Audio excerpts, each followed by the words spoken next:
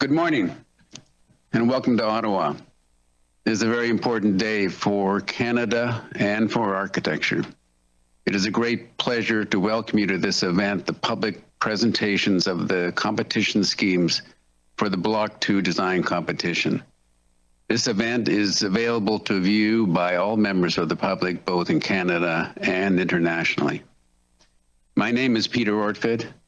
I'm a principal of CS&P Architects in Toronto, and together with my colleague, Jonathan Bisson, an architect from Quebec City, we will be acting as the Master of Ceremonies for today's session. Jonathan and myself are the two professional advisors appointed by the RAIC to act on behalf of Public Services and Procurement Canada, or PSPC, the sponsors of the competition. The well-known settings of Canada's Parliament buildings are one of the most unique in the world, one in which Canadians take great pride. Canada's parliamentary buildings extend across Wellington Street and form what is referred to as the Parliamentary Precinct. Within this precinct, the redevelopment of Block 2 is a key component of what is referred to as the long-term vision and plan for the renewal, renovation, modernization, and rehabilitation of Canada's parliamentary buildings.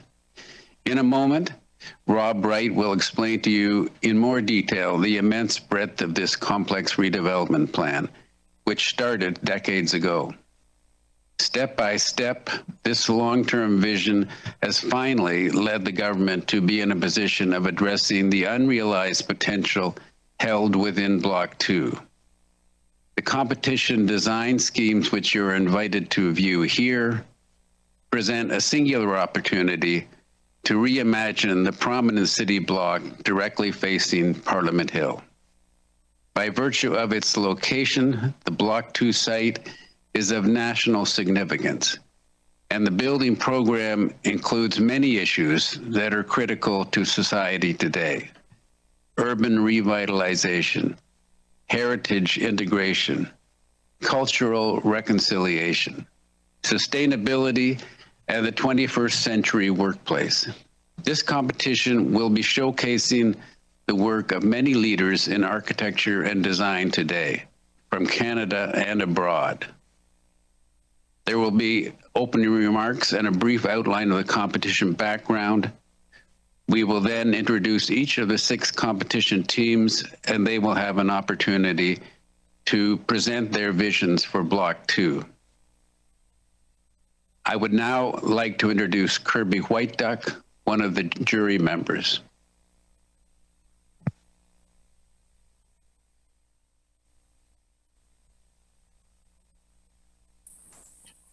Thank you. Good morning, everyone. On behalf of the organizers, jury members, advisors, the technical teams, I also welcome you to this public session being hosted here in the city of Ottawa, the capital of Canada, in Algonquin territory. The Algonquin Nation would like everyone to recognize and acknowledge that this public meeting is being hosted on the traditional, ancestral, and unceded territory of the Algonquin people. The land of the Algonquin Nation encompasses the watershed of the Kitchissippi, the Big River, now more commonly known as the Ottawa River. The Algonquins have been here in the watershed for thousands of years, long before European contact, and will continue to be here well into the future. A land acknowledgement from you is part of the recognition of Indigenous peoples. It is also a part of the reconciliation process happening here in Canada. It is an effort and step to reconcile the injustices of the past that have been inflicted upon Indigenous peoples. This very important federal project involving a diverse international team includes Indigenous people, including the Algonquins. This is a significant and very positive recognition and an acknowledgement of the need to involve us in important Canadian projects. As part of this ongoing process, we dedicate ourselves to moving forward in the spirit of partnership and reconciliation, and I hope everyone has a good and good meeting and a good day today. Miigwech.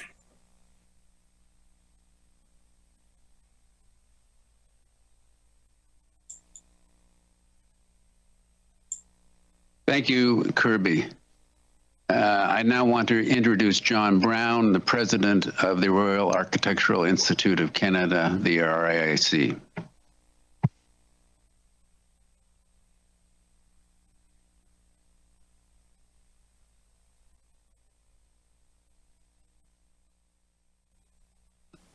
Hello. In the spirit of truth and reconciliation, I acknowledge that I am privileged to be joining you today from the traditional territories of the Blackfoot Confederacy, the Tsuut'ina and the Stoney Nakoda First Nations, and the Métis Nation Region 3, and all people who make their homes in the Treaty 7 region of southern Alberta. The Royal Architectural Institute of Canada, RIIC, is a not-for-profit national organization dedicated to representing architects and architecture since 1907. The RIIC is the only national voice for excellence in the built environment in Canada and is focused on providing Canada's architectural community with the tools, resources, and education necessary to elevate their practice. The RIIC is committed to showcasing how design enhances quality of life while advocating for important issues of society through responsible architecture. The RIIC's purpose is to create a better world for all by empowering Canada's architectural community. Through our work, the organization envisions a strong architectural community that is valued and empowered to create change. The RIIC has been working closely with Public Services and Procurement Canada on the architectural design competition for the redevelopment of Block 2. More specifically, the establishment of an advisory jury and overseeing the design competition. On behalf of myself, John Brown, President of the RIIC, and Mike Brennan, RIIC Chief Executive Officer, who unfortunately couldn't join us today, we would like to thank the RIIC Honorary Advisor John Ralston Saul, the advisory jury comprised of respected design professionals of diverse backgrounds, and the professional advisors, Peter Ortbed and Jonathan Bisson. I would now like to present to you Jonathan Bisson, Professional Advisor to the RIIC Advisory Jury.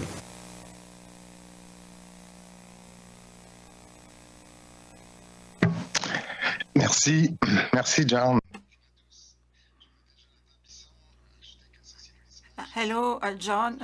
Thank you. I thank you very much. I am Jonathan Bisson.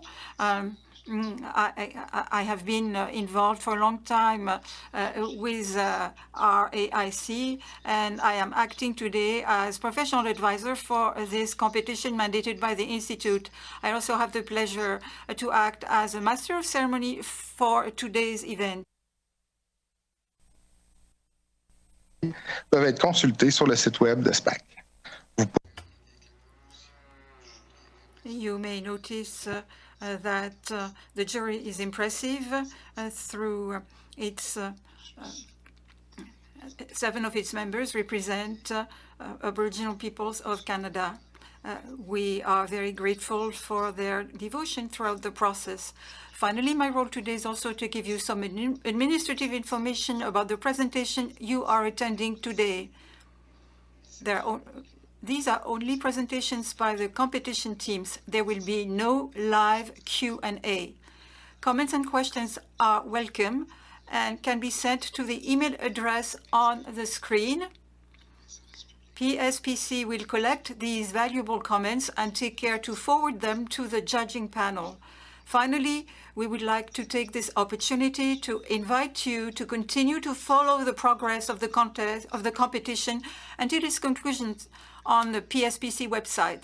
Now let me introduce Mr. Rob Wright, Assistant Deputy Minister of the Parliamentary Infrastructure Branch at Public Services and Procurement Canada. Jonathan, et merci à tous. C'est un grand plaisir. And thank you, everyone. It's a great pleasure to be with you today. Bonjour à tous. Miigwech. My name is Rob, Hello, everyone. Minister at Public Services and Procurement Canada, responsible for leading the restoration and modernization of Canada's parliamentary precinct. Je suis heureux de vous accueillir à la présentation publique I am happy to welcome you to the public presentation of the Parliamentary Precinct Design Competition for Block 2. the design concepts being proposed by the talented teams that have qualified in this second and final stage for this important project, a project in nation building. It is great to see so many people participating today. It is important to us to include you in this selection process. As previously indicated by Jonathan, you, the public, have an important role. At the bottom of the screen, you will find a link that allows you to provide your thoughts on the 6 design proposals presented today. These comments will be shared with the members of our jury for their consideration as part of the deliberations and the selection process.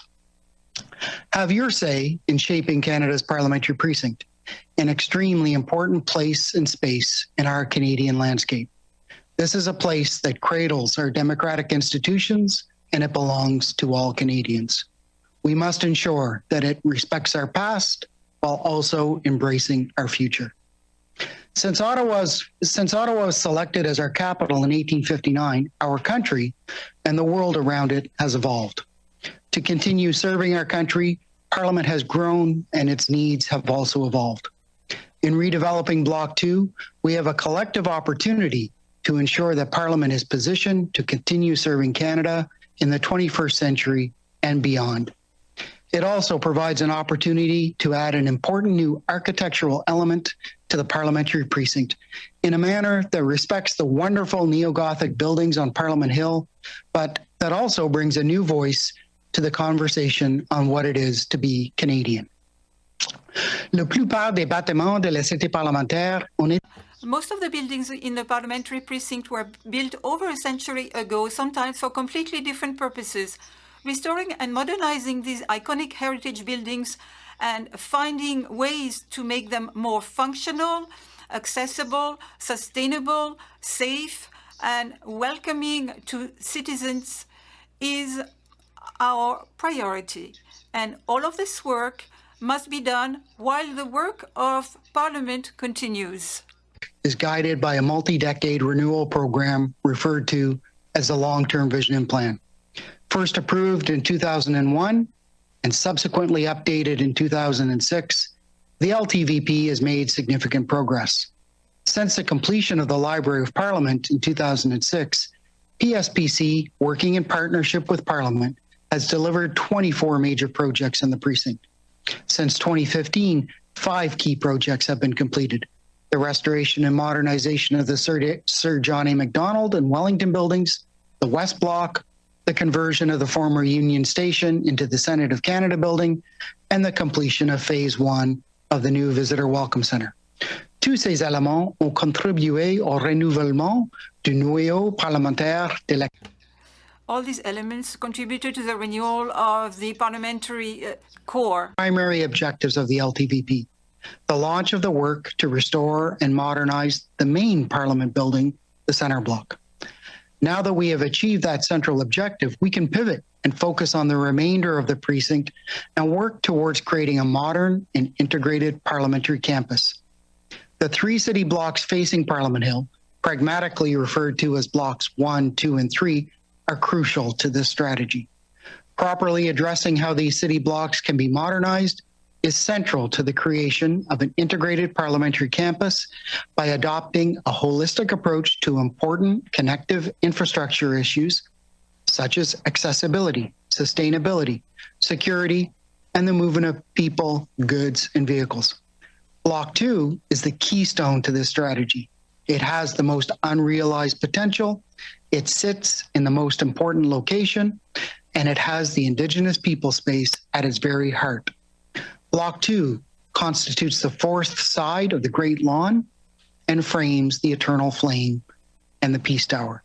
This is an important place and space in the story of Canada. Getting it right is a big challenge, but it is an even bigger opportunity. Block 2 will be permanent space for parliamentarians and Parliament, and it will first enable the East Block and the Confederation Building to be emptied and fully restored and modernized. Il s'agit de la prochaine étape cruciale. This is the next critical step of our long-term vision and plan. Tel que Block 2, as it stands today, is not currently fit for this important purpose. Most of the buildings on Block 2 are in very poor condition and functionally obsolete. Today, the uneven quality and character of the buildings in Block 2 are not commensurate with the importance of their place and space. A design concept that reimagines the buildings within Block 2 in a manner that projects the dignity and importance befitting both our democratic institutions and our country. I will conclude my remarks today with a big thank you to the Royal Architectural Institute of Canada for the professional guidance and support we received on this design competition. Over 160 years ago, a design competition resulted in the neo-Gothic wonders of the East, West, and Center blocks and created a place and space where Canadians come to celebrate, to protest, and to move our country forward.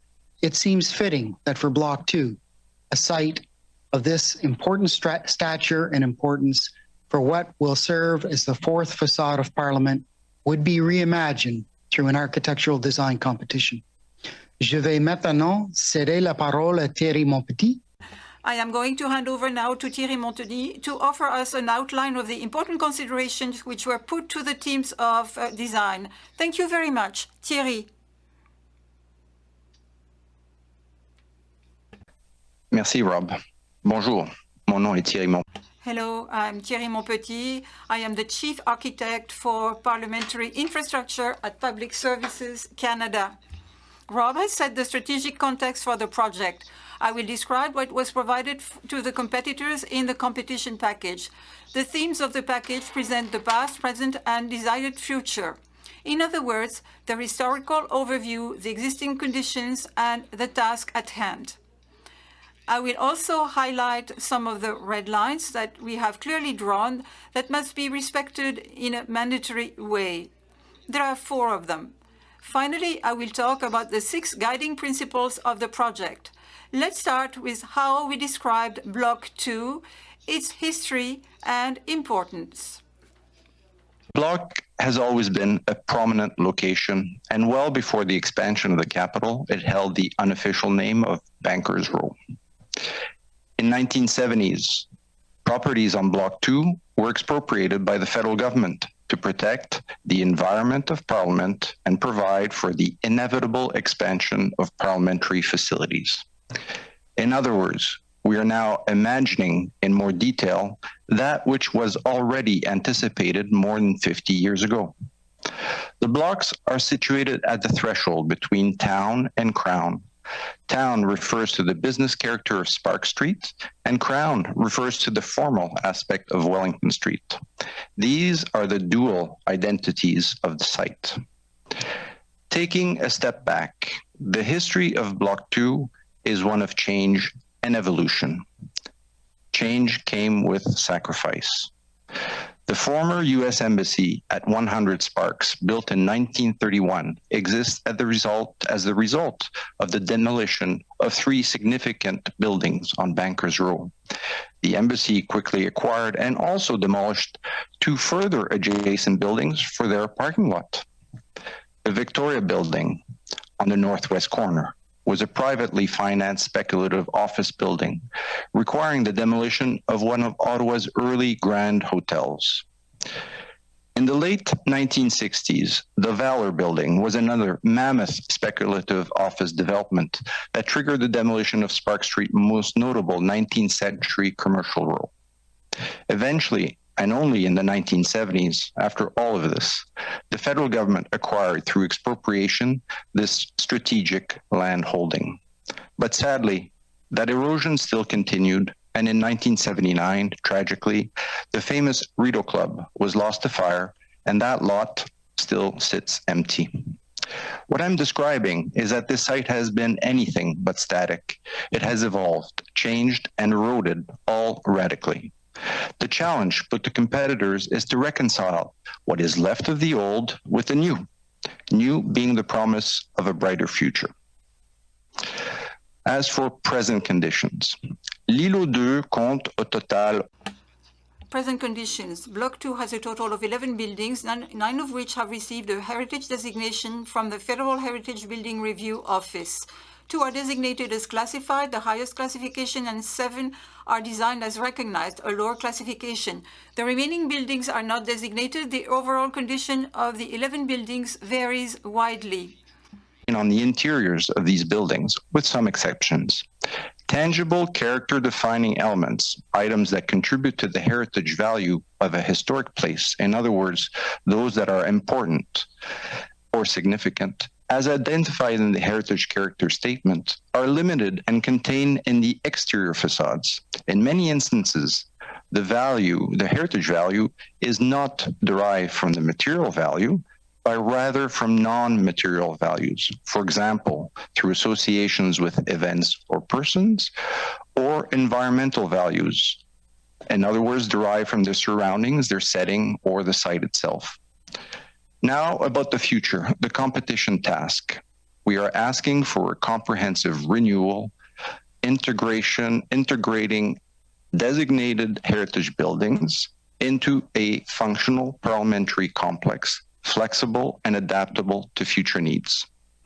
The design should recognize the distinctiveness and primacy of the historic parliamentary triad, East, West, and Center blocks, while enhancing the adjacent urban environment and its cultural heritage.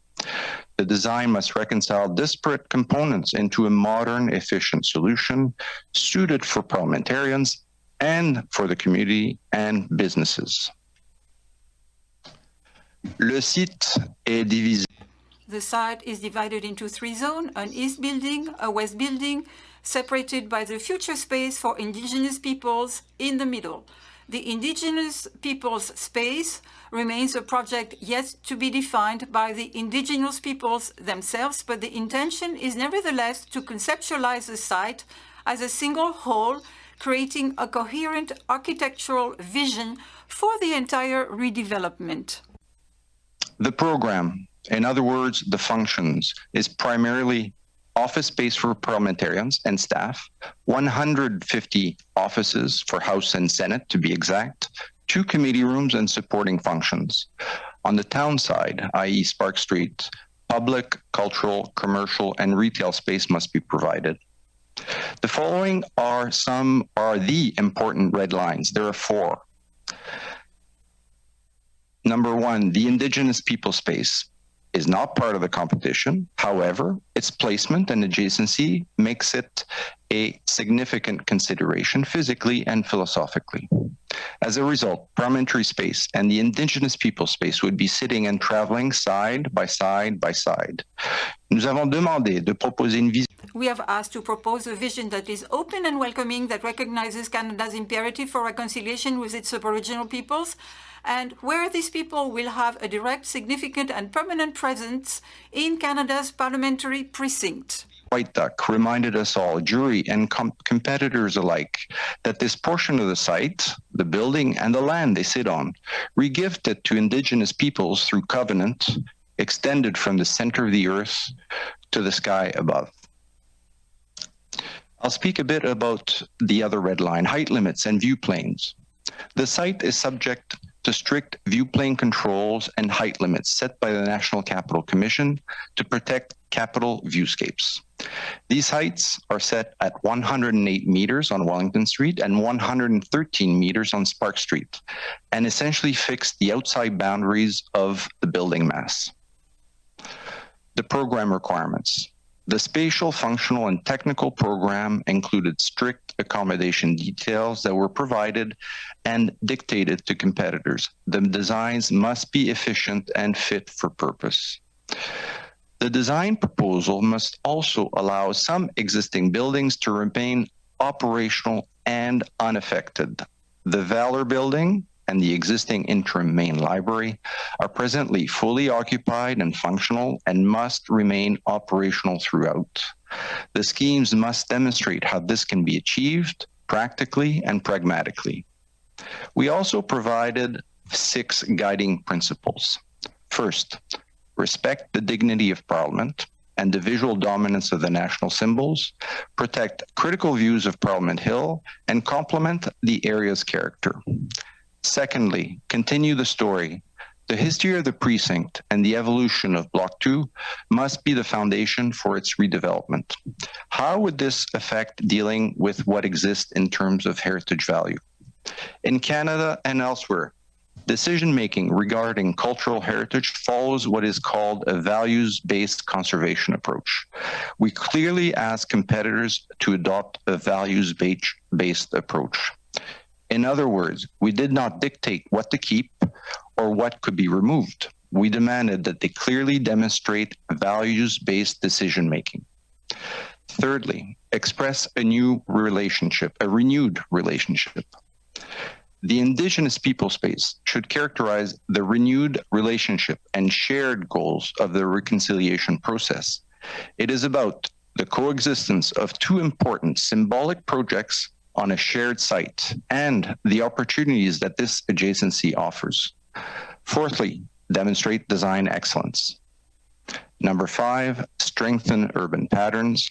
The design proposal should reveal and strengthen the duality of the site's town and crown's identities. And finally, showcase sustainability, be carbon neutral ready, climate resilient, and environmentally responsible. Pour conclure, ce que nous avons. In conclusion, we asked the competitors to complete an almost impossible task. We will have to collectively recognize the solution that will be the most balanced, where the whole will become larger than the sum of its parts.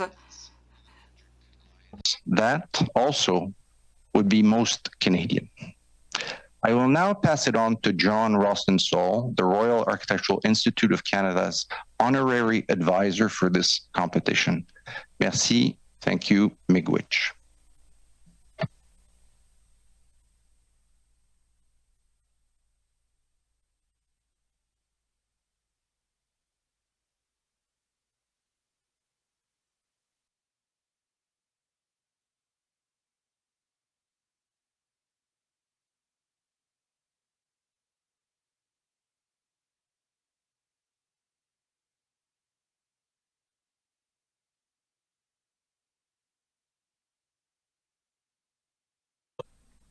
Good morning.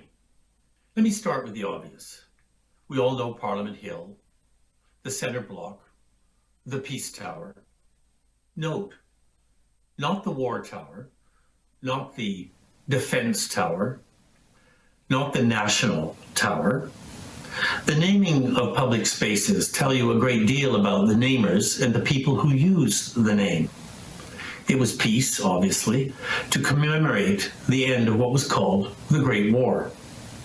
But a name like that, at the center of our architecture of democracy, could only mean that a central hope of Canadians was for peace.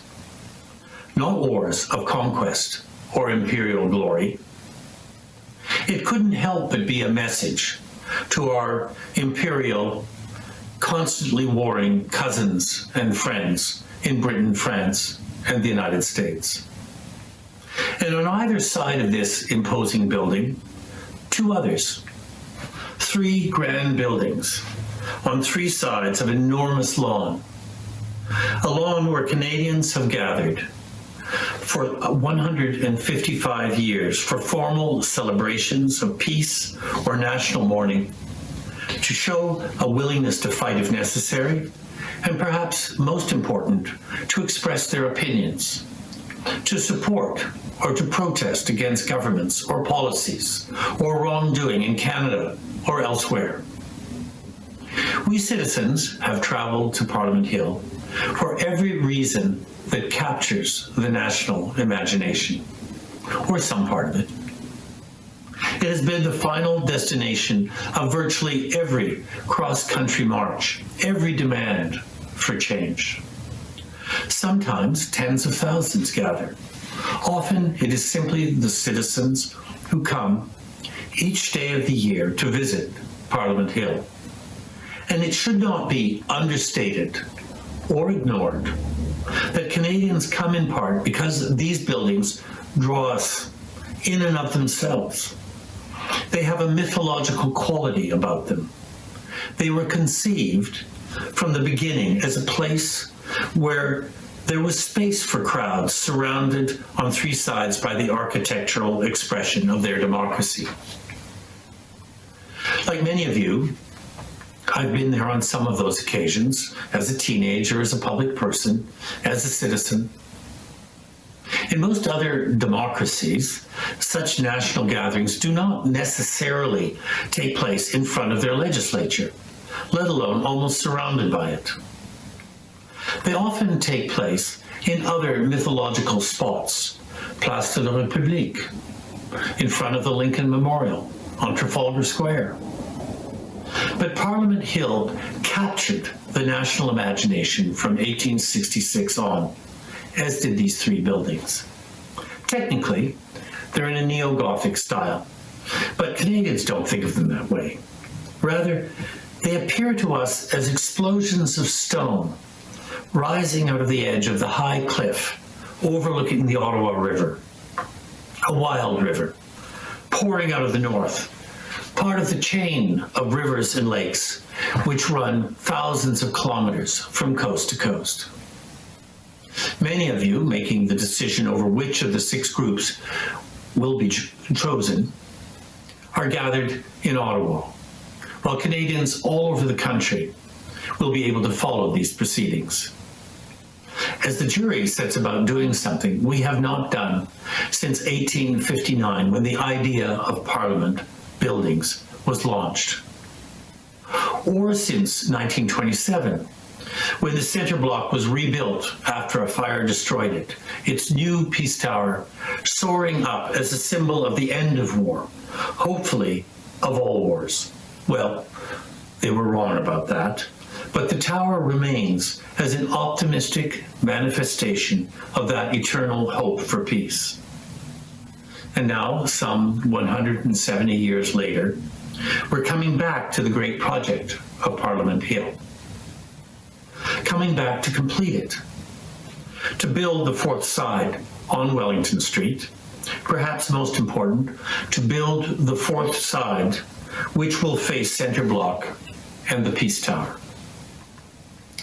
Whatever the particular style chosen, this new building will be today's intellectual, emotional, and political reflection of the Centre Block, of the House of Commons and the Senate, of our democracy. This is about much more than the facade. When you go inside the Centre East and West blocks, you're faced by an intensity of democratic, historic, and national symbols. Each wall, each ceiling, even the floors, have been conceived to convey meaning. I always notice when I appear before a parliamentary committee that these rooms are constructed to express the dignity and purpose of what goes on there. The rotunda and Hall of Honor in the Centre Block are the most obvious examples. But this idea of representation and purpose can be found in every corridor, every meeting room, in all 3 Parliament buildings. This is not decoration. It is the meaning of interior architecture. It is not enough to say today that times have changed, that we must be satisfied with austere interior minimalism. What then could such representation look like today? I'm not sure. But this new building must convey in its interior architecture that it is part of Parliament, an interior where the representation of the people takes place. There's another fascinating element involved. The 2 Wellington Street facades of this new Parliament building will sit on either side of a new and large Indigenous peoples space. In and of itself, this physical proximity is an important representation of the Canadian reality. It is also a reminder that this 4th side of Parliament needs to include what was left out in the buildings of the 1860s, the central role of Indigenous peoples in the place we now call Canada. In other words, What is at stake here is not a building on Wellington. It is the completion of Parliament Square. After 155 years of Confederation, in the context of a far broader understanding of the nature of Canada. It is not a government building or a civil service building. It must be a contemporary expression of the People's Parliament.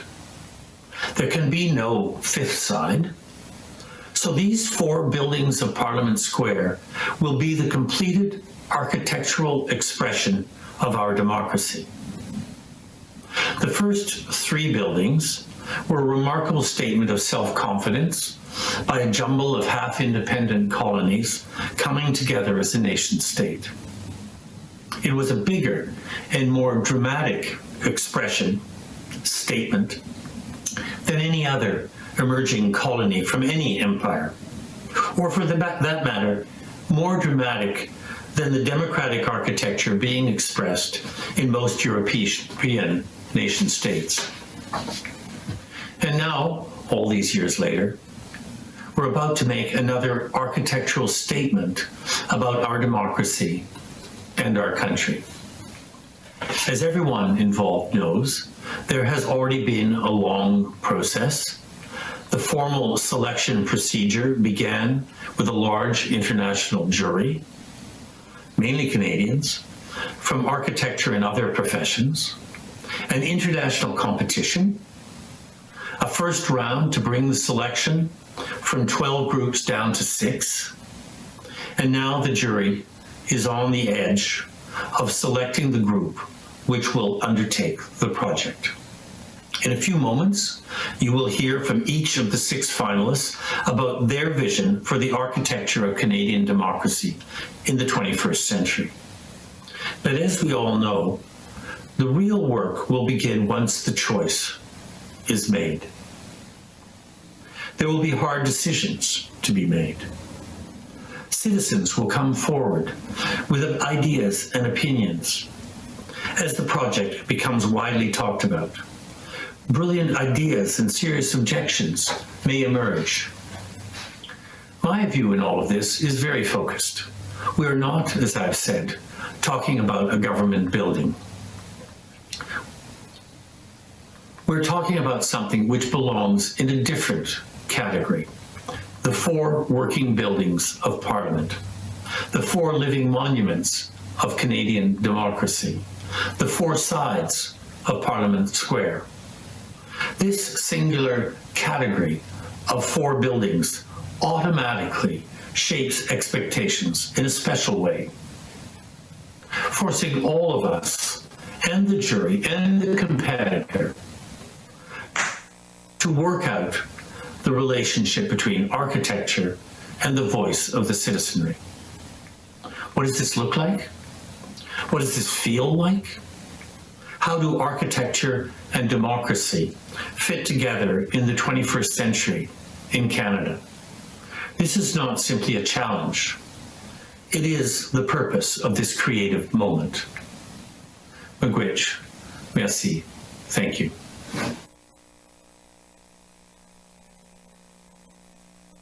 Thank you, John, for those very perceptive comments. Your articulation of the phrase, the architectural expression of our democracy, is a very clear statement of the challenge for the design competition. John has been involved throughout the competition process in providing a distinct and informed perspective on the position of Block 2 in the Canadian context. This has been an invaluable help to the jury and the competitors to reflect on the broader concepts that define Canada and its singular identity. We certainly have all, competitors and organizers alike, benefited from those deep, reflective conversations. And now, finally, we will proceed to the purpose of this event.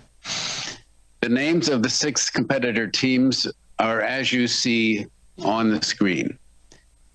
The order in which they are presenting was determined by a random draw. Until this date, the team submissions have all been on an anonymous basis for the jury and as a result, numbers were assigned to each team. They have been asked to limit their presentations to 18 minutes each. To be clear, please appreciate that this is a very limited time for each team to explain a highly complex project. We will proceed to introduce each team and the team members who will be speaking. Our first presenter is Team 8003, consisting of Zeidler Architecture, Inc., in association with David Chipperfield Architects. Speaking for this team will be David Chipperfield, Matthew Hickey, Julia Gersowitz, David Richards, Badella Benalis, and Richard Marks.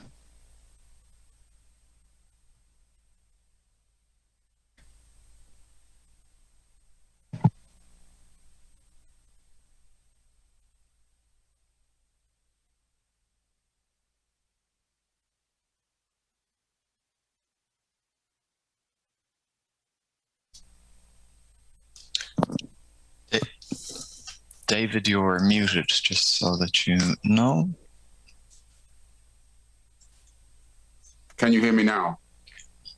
Yes, and I'm sharing my screen, so it should all be visible. Okay.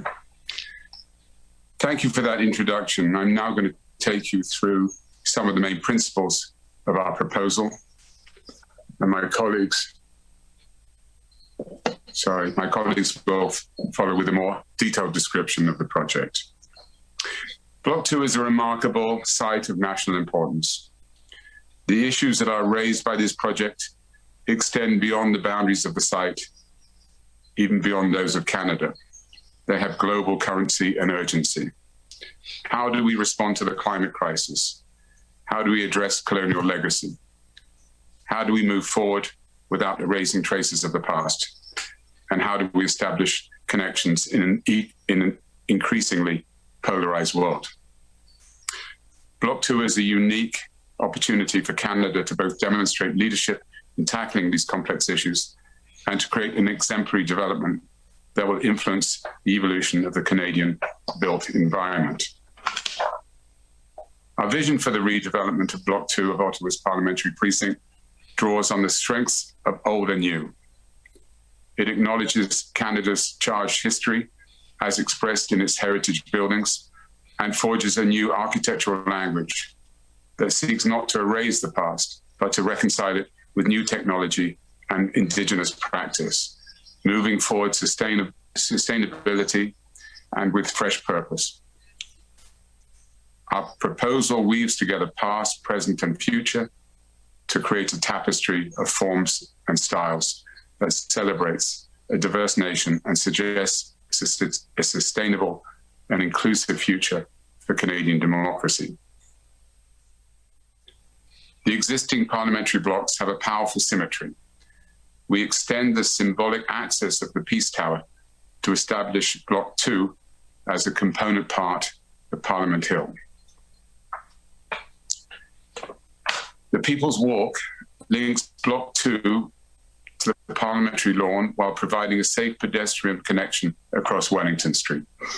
At its end, we place a public space for dialogue, the People's Square.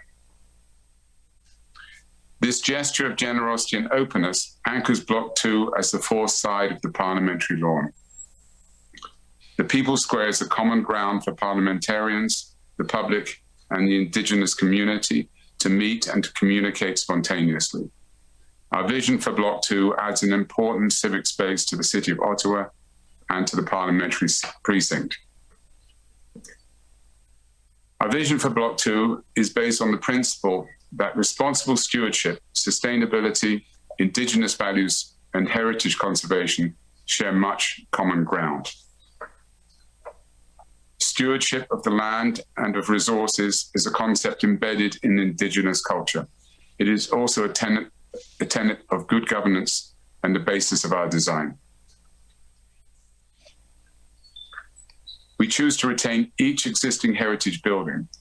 We avoid the waste and carbon vandalism of demolition. We weave them together with a new net with new net zero structures to create a diverse, characterful, yet coherent whole. Existing buildings are rationalized and connected together with new ones to create generous, flexible floor plates that serve their function as parliamentary workspaces, but can also be reorganized and reused in many different ways to meet future challenges. At the center of each block, landscape courtyards, the breathing lungs of the site, offer shared spaces of exchange. These spaces create a connection to daylight and an opportunity to come together. A planted landscape makes these spaces into gardens and green squares. These decisions put together create a block which works for parliamentarians and their staff, but is also a valuable new part of the city, a place for all kinds of people. The Algonquin, along with Indigenous, Métis, and Inuit people, have always been stewards of this land, their cultures embodying sustainable and harmonious management of natural resources.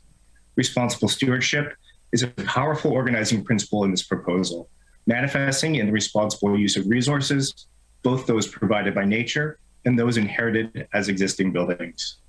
The People's Square respects the Indigenous people's space by creating public space around it, common ground.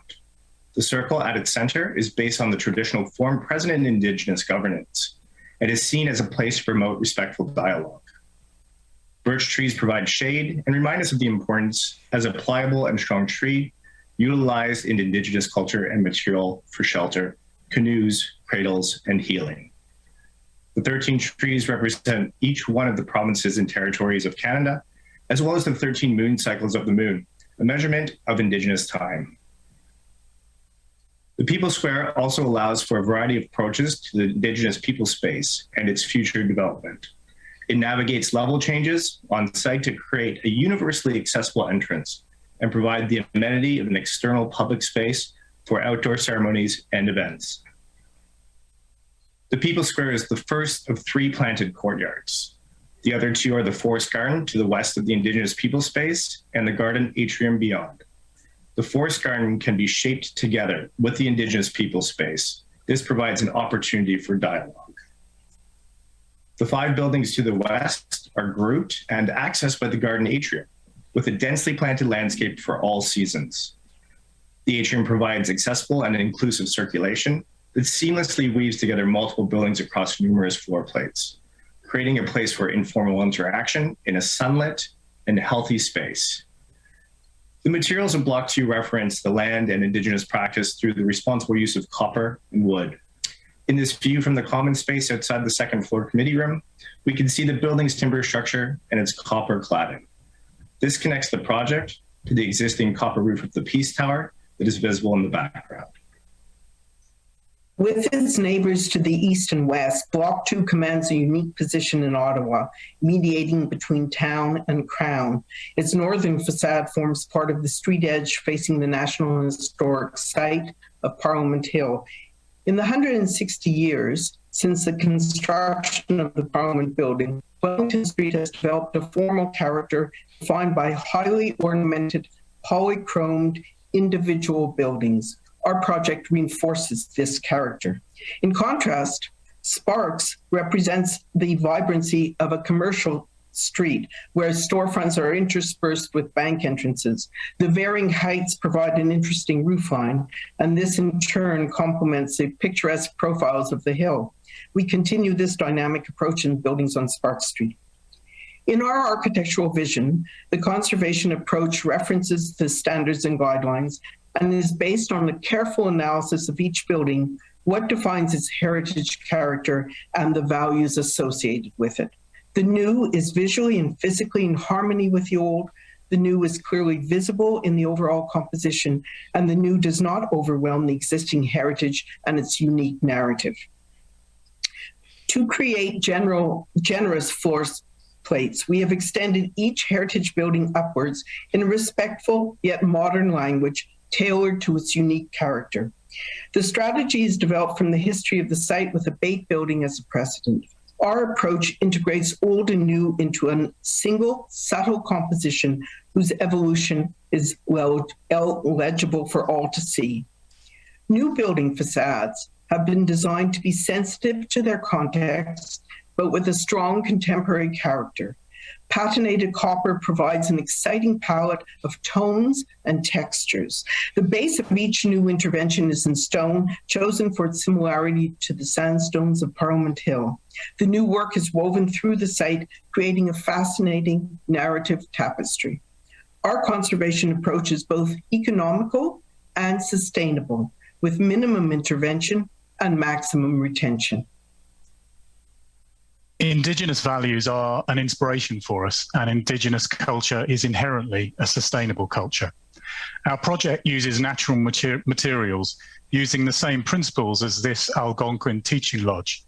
Our project deliberately forms part of a circular economy where waste is avoided and materials are carefully assembled to be completely harmonious with their environment. The project maximizes the reuse of existing buildings. Only the Fisher building is completely demolished because it has limited heritage value and stops the whole block from reaching its full potential. We carefully weave new low carbon and efficient buildings between the existing historical structures, whilst at the same time repairing and improving them to make the whole block work together. Responsible stewardship extends to the care of the diverse people within and around the building, providing them with light, views, a connection to nature, places to rest, and of course, places to come together. We propose to build with low embodied carbon materials with a connection to Indigenous and Canadian culture. Ottawa has a deep history as a logging town, and timber will continue to be an essential part of a sustainable Canadian construction industry. Timber is one of the primary materials of our design. Timber structures are literally built with carbon, and the carbon remains held inside the structure instead of being harmfully lost to the atmosphere.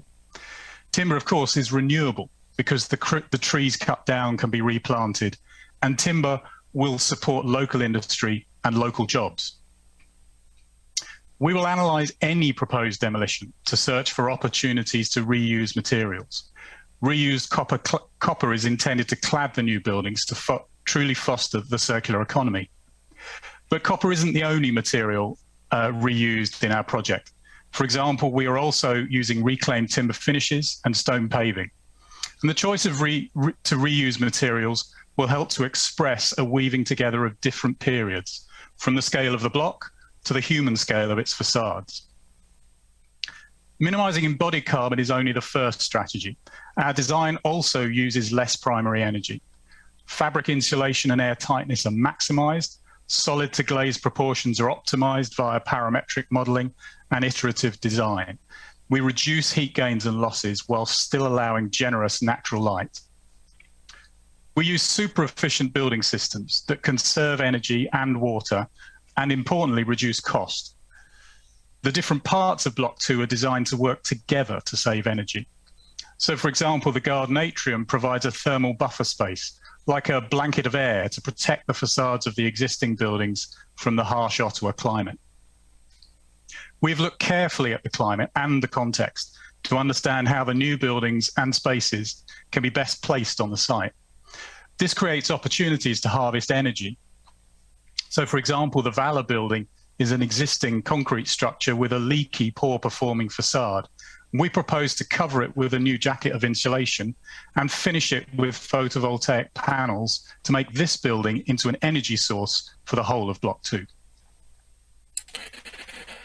We'll now take a walk through the key space of the project, and we'll start on the east side of the block in the People's Square. This is a public space for events and ceremonies, and we designed it with a talking circle at its centre to nurture dialogue and reconciliation. From the square, we enter Block 2 East, which you'll remember contains offices for the Senate of Canada, as well as the two large committee rooms. Everyone will enter into a triple height arrival space, which has views up and down the building, making it easy to find your way. From here, we can take the elevator or the stairs to the two new committee rooms, which are located on the lower ground and second floors. First, we can travel down to the largest committee room. It's here on the lower ground floor at the bottom of our new building, where a surrounding buffer space protects it from noise and overlooking. It has a very generous ceiling height, which allows it to be flooded with natural light from above. This can be blacked out when required for televised committee meetings. Upstairs on the second floor, the smaller of the committee rooms is wrapped in a generous light-filled breakout space, which also acts as an acoustic buffer. This is a space for spontaneous meetings or informal working, and as you can see, it has one of the best views in Ottawa. Continuing up the building, the upper floors, where the offices are located, have large common spaces with winter gardens. These spaces connect the 6 buildings of Block 2 East together into a seamless whole. These are social spaces that promote cooperation and dialogue, and again, they have amazing views. The views are important. They support well-being through a connection to the outside, but in this place, they also situate the block as the fourth side of the parliamentary lawn and help remind parliamentarians of their responsibility to the country they serve.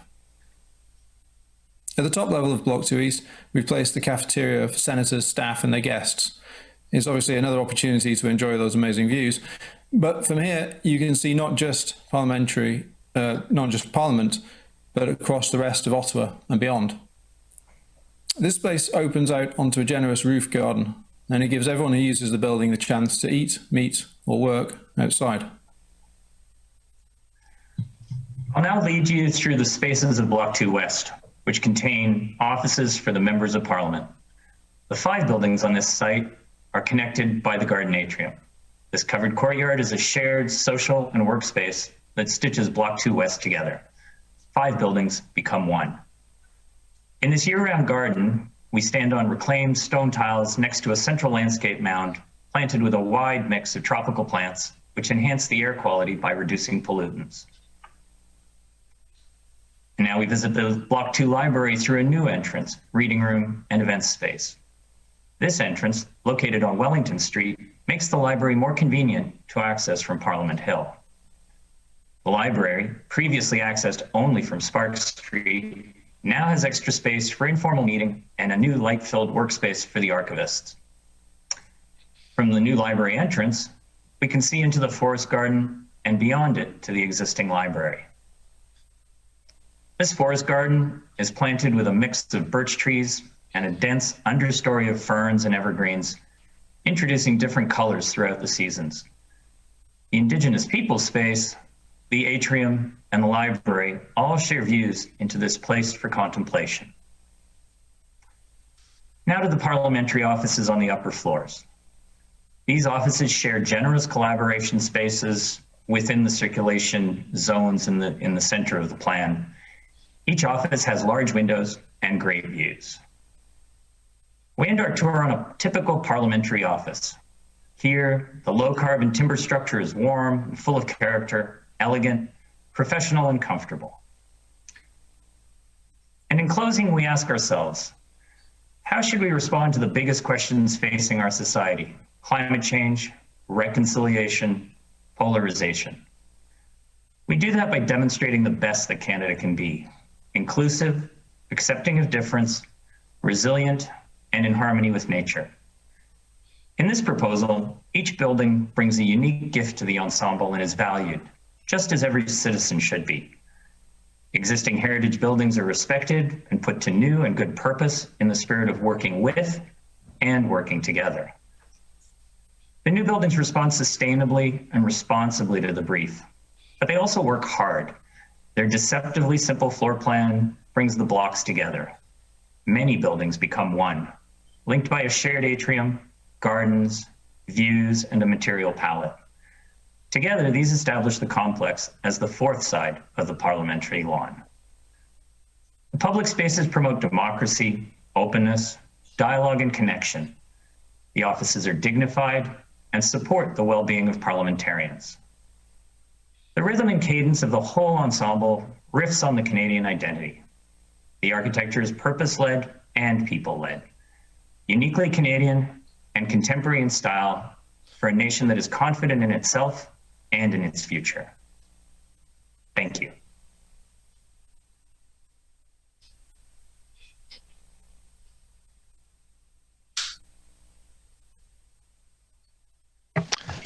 Merci à l'équipe 8003. Thank you very much for this presentation by Team 8003. Our next intervener is Team 8002, Diamond Schmidt Architect in the consortium with the Ingalls Group, ERA Architects, et Europe Canada. Victoria Angel, Klaus Bodie et Dan Schmidt.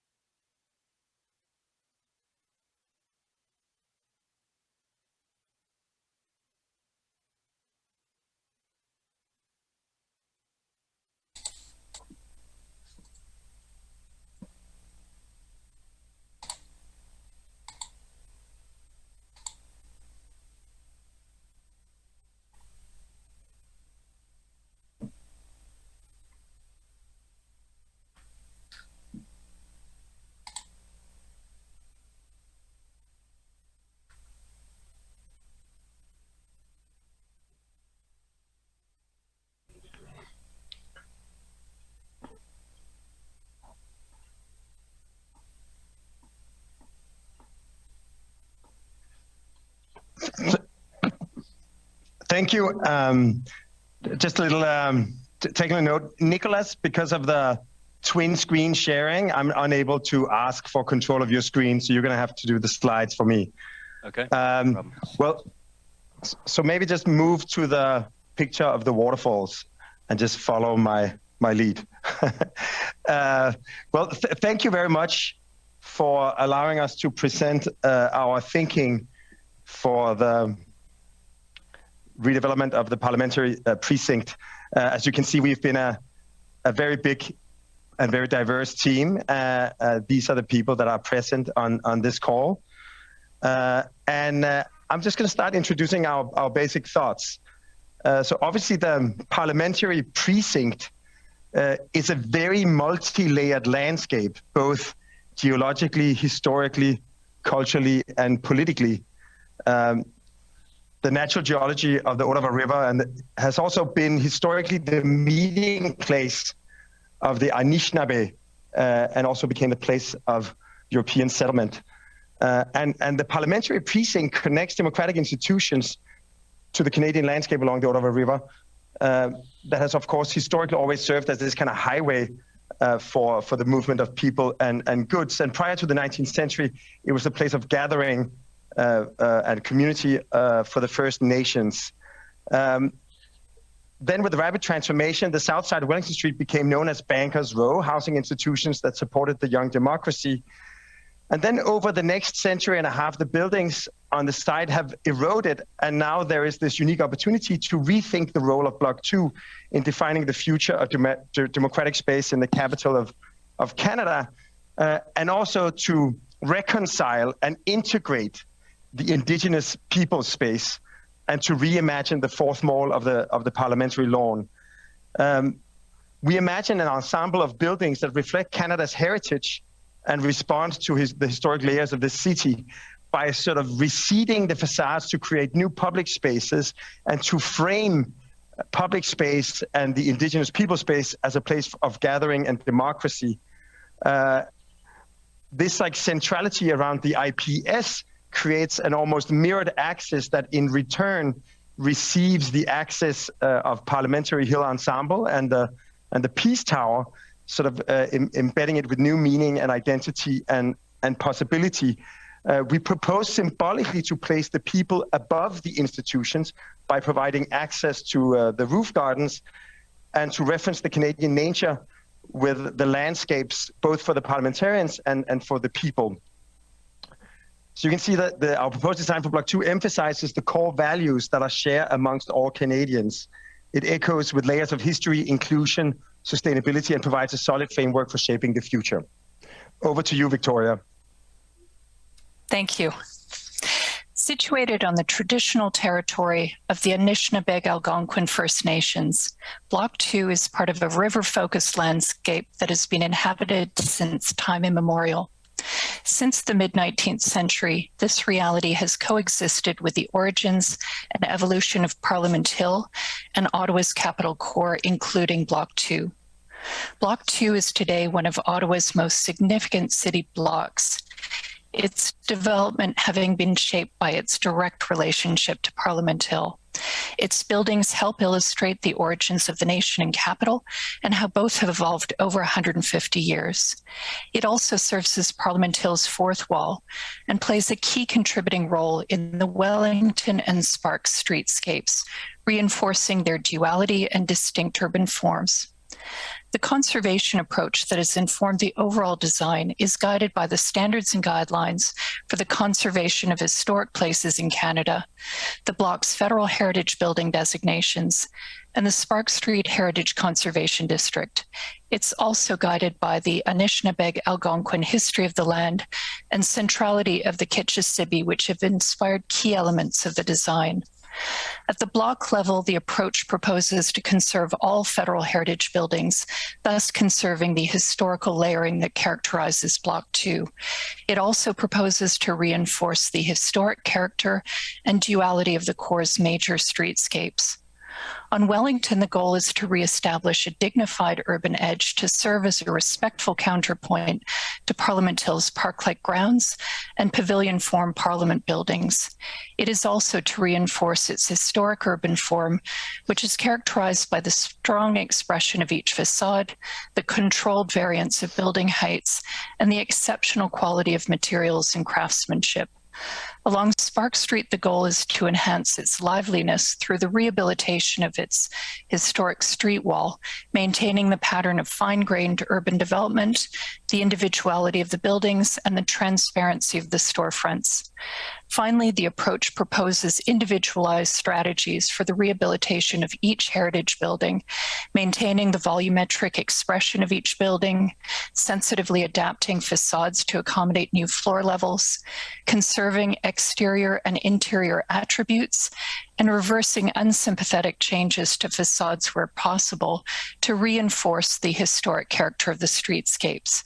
Notable examples include the treatment of the Union Bank building on Wellington, where both the facade and sidewalls will be preserved, and the Burke's building on Sparks, where the facade and the original ground floor retail space will be rehabilitated.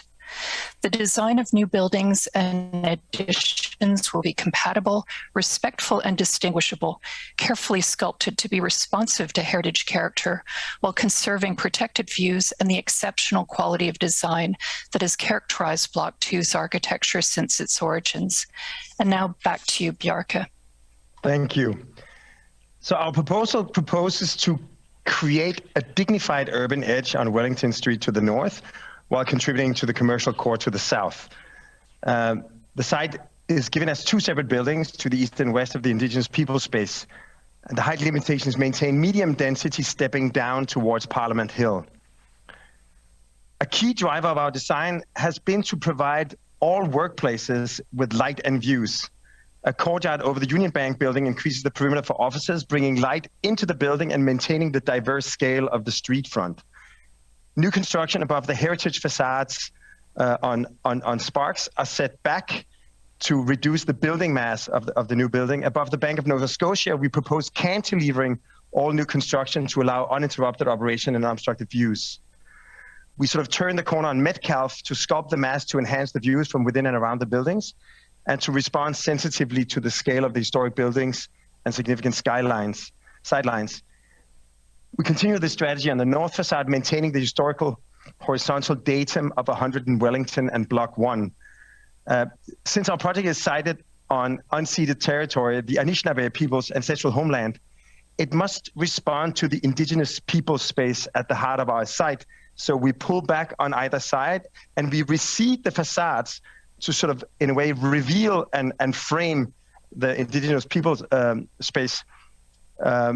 Together, these gestures echo the scale of the context while underlining the importance of the IPS. As an ethical space, this building and organization will be an example in advancing the social changes happening in society at large. If we move to the landscape, you can say the project must be a safe space, elevating diverse voices and perspectives while committing to decolonization and a deeper, more durable relationship with indigenous community. The embrace of the shared plazas is an important step forward, allowing for future flexibility in how the IPS building will be entered and used by its new owners. In addition to the two plazas, we created two roof gardens on the rooftops. Each of them have a unique character. The west rooftop is a more contemplative in nature and has a ring-shaped trail through a small forest that allows the parliamentarians to stroll. Each of the stones that sort of compose its pavement represent the geology of each province and territories that are little tokens of the various landscapes that the parliamentarians come from. The east rooftop is for the public. It's on access with the Peace Tower, because the site is located at the intersection of two significant geological formations. The bowl is split in two parts. One is finished in granite, the other in limestone. Local trees and flora surround the circular viewing platform, which is a gift to the public and can hold larger gatherings. Above all, the project is intended for the people of Canada, providing a space of reflection that celebrates their cultural history and natural environment. Regarding the facade, the envelope grid is a contemporary interpretation of the historic facade rhythms. It is designed in response to climate, daylight, solar exposure, and program, and the contextual street fronts determine variations of the overall pattern. The building and facade are designed to capture daylight and provide natural ventilation through the limestone cladding. The Queenston limestone is sort of sympathetic with the neighboring historic building character. The massing above the historic elevations cant back to reduce the scale on Sparks and Metcalfe. And the new facades respond to the rhythm of the heritage buildings. On the north facade, the buildings express in response to the scale of 100 Wellington, while maintaining the varied massing on the primary elevations. And now over to you, Klaus, and the subject of sustainability. Thank you very much, Derek. The design team ethos on sustainability is that this is not to be treated as an add-on element to the project, but rather forms an integral part of the design process embedded in both the architectural and technical design proposals, such as an approach by maximizing the potential of passive design opportunities that can be harnessed by carefully considering the climatic data. A facade design optimization process was undertaken in response to urban context, proposed massing and build form, orientation, and climate.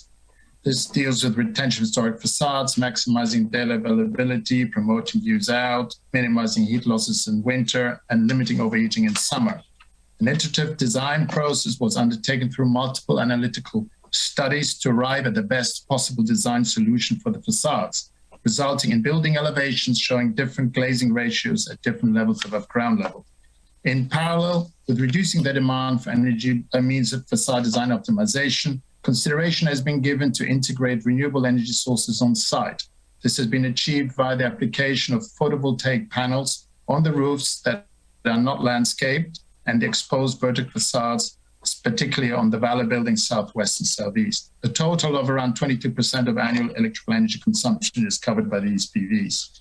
Part of the reduction of carbon emissions focuses not just on operational energy use, but also on embodied carbon by means of specification of construction materials, thereby achieving a 50% reduction in carbon emissions. To harness passive design opportunities within the development, it was necessary to carve out some of the dense compact massing, thus has been achieved through introduction of the two atria on the east and the west that function both as environmental drivers for the project as well as for social interactions and connections to the outside world.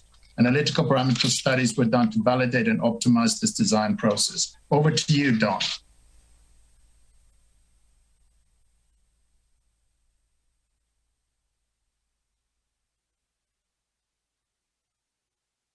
Don, I think you're on mute.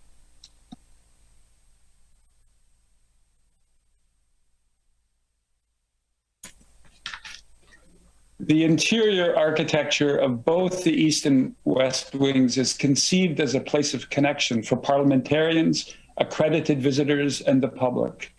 Atria in both wings animate the interior environment with daylight and natural ventilation, creating a workplace for the 21st century.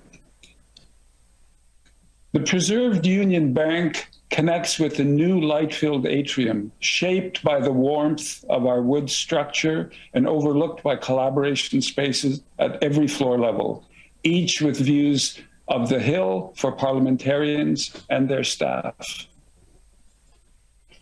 Mid-block connections, daylit by atria above, connect entrances on Wellington to all interior spaces, as well as the Valor Building, the Heritage Bank of Nova Scotia and its Library of Parliament. Universal accessibility is fully integrated.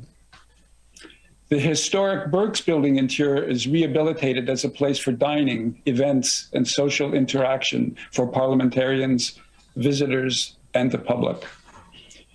The historic Union Bank in the East Wing is also converted into a daylit space for events, dining, and social interaction, and it has views of Wellington Street and Parliament Hill. Collaboration spaces at all floor levels mark multiple viewpoints to the surrounding landmarks. Ever-changing natural light fills the atria as the sun moves across the sky. In the West Wing, connections are made linking the Union Bank to the Valor Building and its committee rooms, the Library of Parliament, and at every floor, collaborative spaces have direct views to Parliament Hill. In the East Wing, the Wellington Street entrance is connected to the restored Burke's Building. Its interior on Spark Street, and above the exposed wood structure of the atrium and the building as a whole, roof terraces provide exterior space for parliamentarians, both above the Burke's Building and, as Bjarke mentioned, for visitors over the roof of the East Wing. The Indigenous Lounge looks to the West Light, to the Indigenous people space and the distant landscape. It is a place of co-creation with Indigenous partners and the Algonquin Anishinaabe host nation. Looking north through the East Wing, through the double-story library and collaboration space, one sees the Peace Tower and Parliament Hill. Committee rooms are placed at upper floors. While delivering support for multi-level functional programming, our design extends opportunities for breakout with exterior terraces and views to the surrounding landmarks and the landscape. The committee room can be closed to meet all functional and acoustic requirements, but open to natural light and an outdoor terrace for breakout discussion and events above the Burke's Building on Spark Street. Much design effort was spent to ensure every parliamentary suite and program is accommodated. Every single office suite has views that are exceptional. The rooftops connect to the mythologies of the Canadian landscape. They place parliamentarians, accredited visitors, and the public in the center of the precinct and at the heart of Canadian democracy. Our design opens the ground plane on Wellington to create generous plazas for public gathering and for democratic discourse. The design of the Wellington Street transformation creates a place of possibility, a place of diversity and reconciliation and discourse for a democratic future. The design of the fourth wall for Parliament Square is a layered place, layered with history, looking to the future, its place as a place of democracy. The result is an elegant completion of the parliamentary triad, an enclosure to the Great Lawn, and the great gathering space for Canadians as a whole. Thank you. Merci. Miigwech.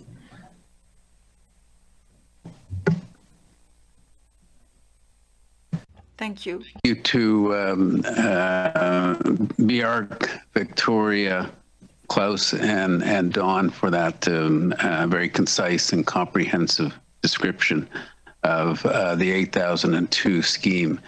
We will now turn next to Team 8004, which is Province Roy and Associates Architects, and the speakers will be Aaron Aubin, Nicola Demer Stoddard, Alice Cormier Cohen, Barry Podolsky, Charles Ormsby, and Micheline Clouard.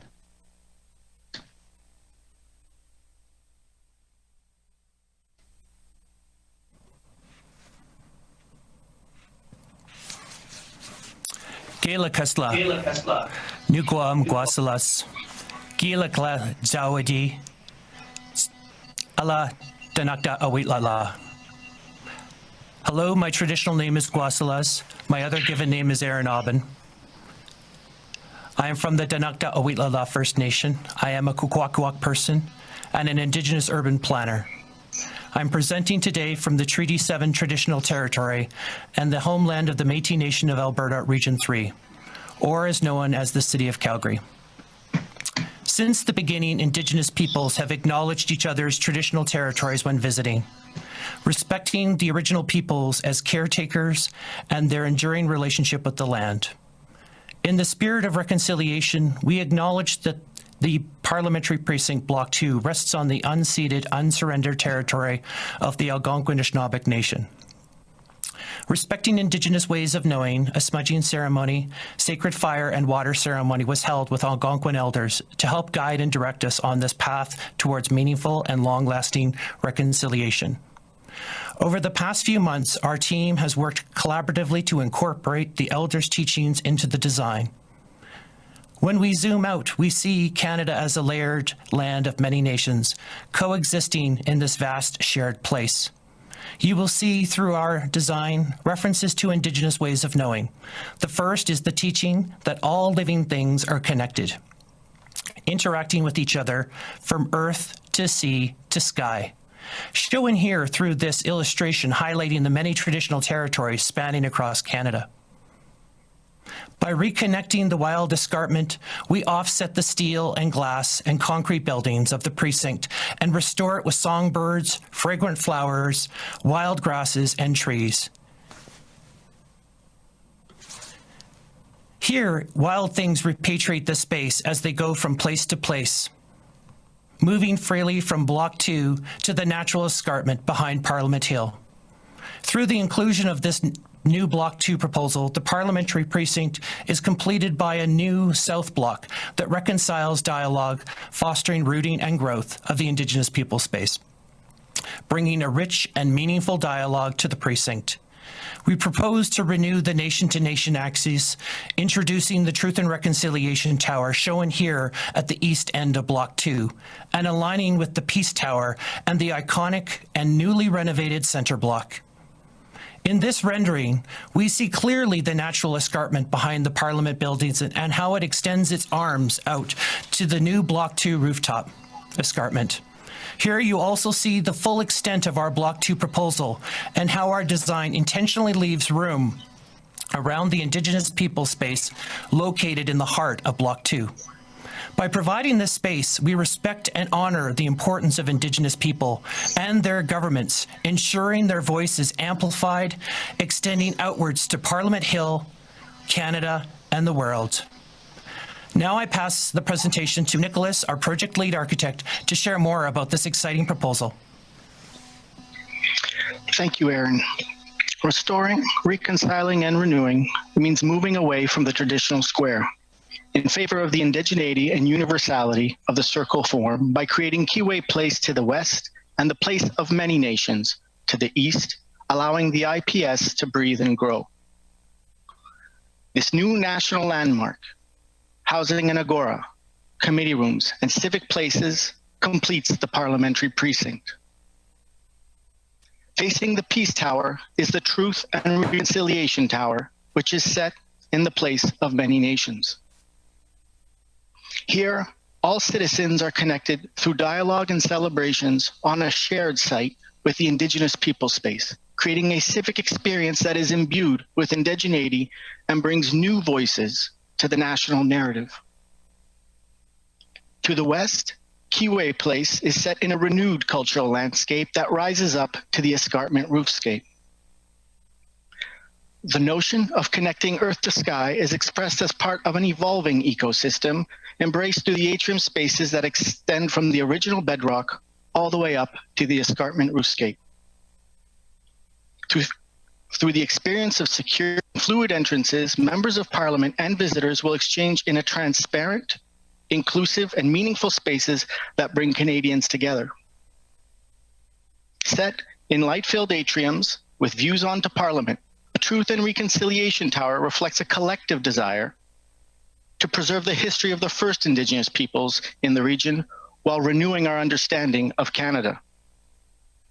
The wood paneling of the committee rooms will be carved by contemporary Indigenous artists, sharing traditional stories and legends with the parliamentary precinct.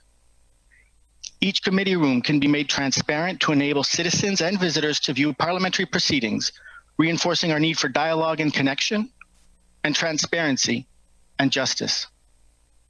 Furthermore, the highly flexible committee rooms in Agora accommodate a full range of functions to adapt to a continuously evolving democracy, whether in circular, rectangular, theater, or banquet layout.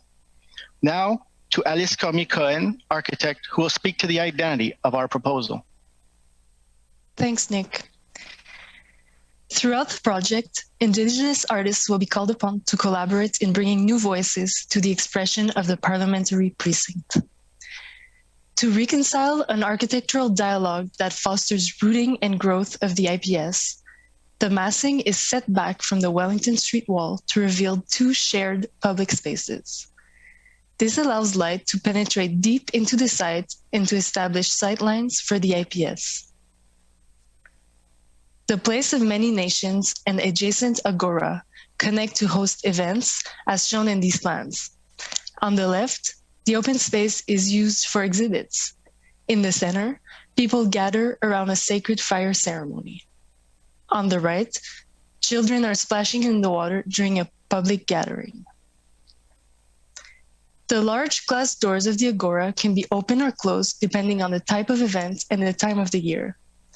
The Agora symbolizes a continuum of Canadian openness.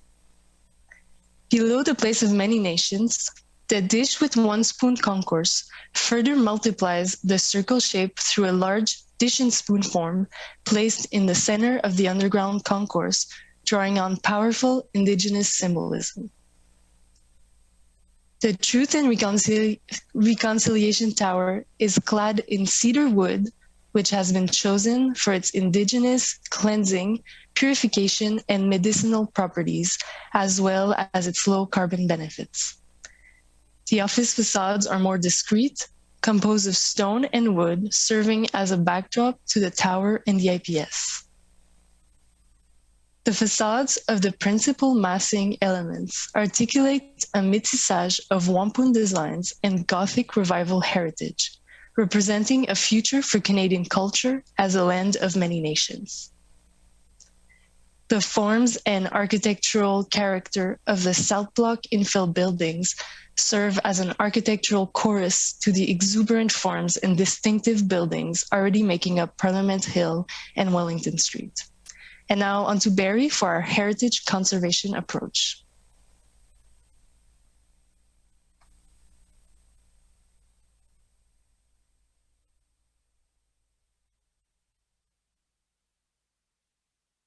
Barry, you're on mute. Thank you, Alice.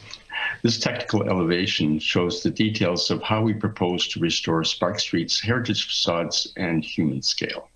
First, by stepping back the new buildings to highlight the forms and silhouette of this historic streetscape. And second, by faithfully restoring a host of missing and forgotten architectural features, a gift to the future. This Metcalfe Street elevation shows how we propose to frame the town to crown view from Sparks Street, a dramatic gateway to Parliament Hill. This Wellington Street elevation shows how we propose to complement Parliament's landscaped open spaces and Gothic revival buildings with a solid street wall of respectable buildings, the South Block, as you say, as an architectural chorus. This new architecture will quietly echo the earth-to-sky verticality of the iconic Parliament buildings. And the Truth and Reconciliation Tower on the Peace Tower axis will boldly complete the unfinished 19th century Beaux-Arts composition of Parliament Hill. Our conservation approach will preserve our rich architectural heritage and add a meaningful layer to the new cultural landscape of our national capital. Now, here's Charles to present our sustainability approach. Thank you very much, Barry. The proposed Block 2 redevelopment is a bold affirmation of the quality of spaces we envision for the building occupants and, by extension, all Canadians. By promoting an integrated and holistic approach to equity, inclusion, and occupant well-being, Block 2 is imagined as a living landmark of our shared Canadian and Indigenous values. Places for gathering and bringing people together in natural settings with abundant sunlight, fresh air, and vegetation reinforce, renew, and restore a sense of oneness between all people and harmony with nature. The warmth of sunlight, the sound of trickling water, the feel of a natural breeze, and the fragrance of hanging gardens. Through biophilic design, the building connects humans with the natural world. Block 2 adopts robust passive systems that work with nature and reflect the climate without over-reliance on technology. Fountains are fed with rainwater. Power is harnessed from the sun. Plant life is nourished through organic waste transformed on-site using novel Canadian technology in a simple, low-maintenance manner that simultaneously reduces greenhouse gas emissions and contributes to the Parliamentary Precinct's Road to Zero Waste. Block 2 is bathed in sunlight and open to the night sky. The atria, the skywell, the parliamentary office layout, and the distribution of common spaces all contribute to maximum daylight penetration into the building. In a truly equitable manner, all parliamentary office units, their office staff, and visiting guests will benefit from abundant natural daylight in this tranquil environment that promotes their health and well-being in all seasons of our northern climate. Active systems, including smart lighting and the building automation system, further support well-being by modulating the temperature and intensity of lighting throughout the day and evening to match the human circadian rhythm, thereby enhancing health, alertness, productivity, and capacity to unwind at the end of the day. Our design concept integrates living system design principles that maximize the restoration and regeneration of the urban ecological system, going above and beyond the current best practice to provide a sustainable and climate-resilient living system. The notion of circularity is a key element of the project's environmental performance and our pathway toward carbon neutrality. By designing virtuous closed loops across energy, air, water, and material flows, the Block 2 development operates as a healthy living organism, making the best use of precious resources to improve building functions, natural systems, and occupant well-being. A key component of our approach is the way in which water is managed as a cherished planetary resource at all points in the water cycle, from the moment it falls from the sky through its sensitive use and reuse and to its gentle return to the earth and natural systems. And now, on to Micheline, landscape architect, who will carry on in terms of those natural systems. Thank you, Charles. The urban design and landscape architecture principles at grade and on the rooftop are defined by the qualities of the escarpment ecosystem. Excavated stone, rainwater, fauna, and flora immerse the public in a sensory landscape experience. The results of expanded sidewalks, setbacks, and a variety of public space, the public realm contributes to the innovative urban morphology surrounded by nature. The promontory, escarpments, plateaus, and valleys of the parliamentary and judicial precincts are highly valued character defining landscape component of the identity and heritage of the national capital. These key elements guide the landscape architecture proposition. Our approach aims to create habitat for fauna and flora, yet vegetation choice is made in such a way as to have birds that sing in the trees and trees that can feed them. Walking through Block 2, you can now leave a memory, and that is the essence of the real connection with nature. The gathering place for many nations located east of the IPS extends the Agora space outdoor and connects the IPS with multifunctional area for cultural events. This event space is centered around a circular water feature, which itself hosts a fire at its center, both of which are aligned with the Peace Tower, as well as the potential future east entrance of the IPS. Becoming the gathering place of many nations, the CIC Plaza, with the unique vantage point toward the grandeur of Parliament Hill's composition, offers ritual that take place along the Confederation Boulevard. Kiwi Place, meaning back home place, is located west of the IPS and extends to the east accredited entrance. Nature surrounds pedestrians here, and a water future invites appropriation through water ceremonies. Kiwi Place opens up the urban interface and provides a setback for the IPS, the heart of the Block 2. The flow of circulation along Wellington, Metcalfe, O'Connor, as well as Park Street, is inspired by the meandering quality of the Ottawa River. Block 2 urban interface reveals the bedrock layer in an evolving ecosystem that becomes an expression of the earth through the use of textured stone pavers and topographic urban furniture, as well as indigenous vegetation all around and inside Block 2. In response to actual and future needs, the streetscape design aims to extend limits, enhancing the pedestrian experience and increasing the flexibility of the space in anticipation of the evolution of the public realm. A layer of living soil on the rooftop feeds an urban forest representing the Great Lakes, St. Lawrence, lowlands, and the escarpment ecosystem. Rooftop viewpoints connect Block 2 with the larger landscape of Parliament Hill, the Ottawa River, to the Gatineau Parks. In continuity with the indigenous traditions of agriculture and being in tune with the land and its ecosystems, this cultivation and harvesting area feeds the Block 2 cafeteria, as we are mostly mindful of nourishing each other. Over to Aaron again for a few closing thoughts. Crowned by an urban forest against the sky, our Block 2 proposal restores the relationship to the wild escarpment and the principle that everything is connected. This new escarpment roofscape, open to members of Parliament and guests, completes the site as an immersive Indigenous experience. Based on the 7 Generations principle, inspiring ecologically minded elected officials and citizens, here they can find peace and tranquility and enjoy moments of silence and prayer or reflection. Through our proposal, we have restored the connections to nature, demonstrating the teaching that everything is interconnected. Reconciled dialogue, fostering rooting and growth of the Indigenous people space, renewed the nation-to-nation axis, introducing the Truth and Reconciliation Tower. Through this Block 2 proposal, we aspire to create a shared belonging for everyone, a land of many nations. Gaila Kasla, thank you to the elders who inspired and lifted our Block 2 team up along this heartfelt and memorable journey. All my relations, Miigwech.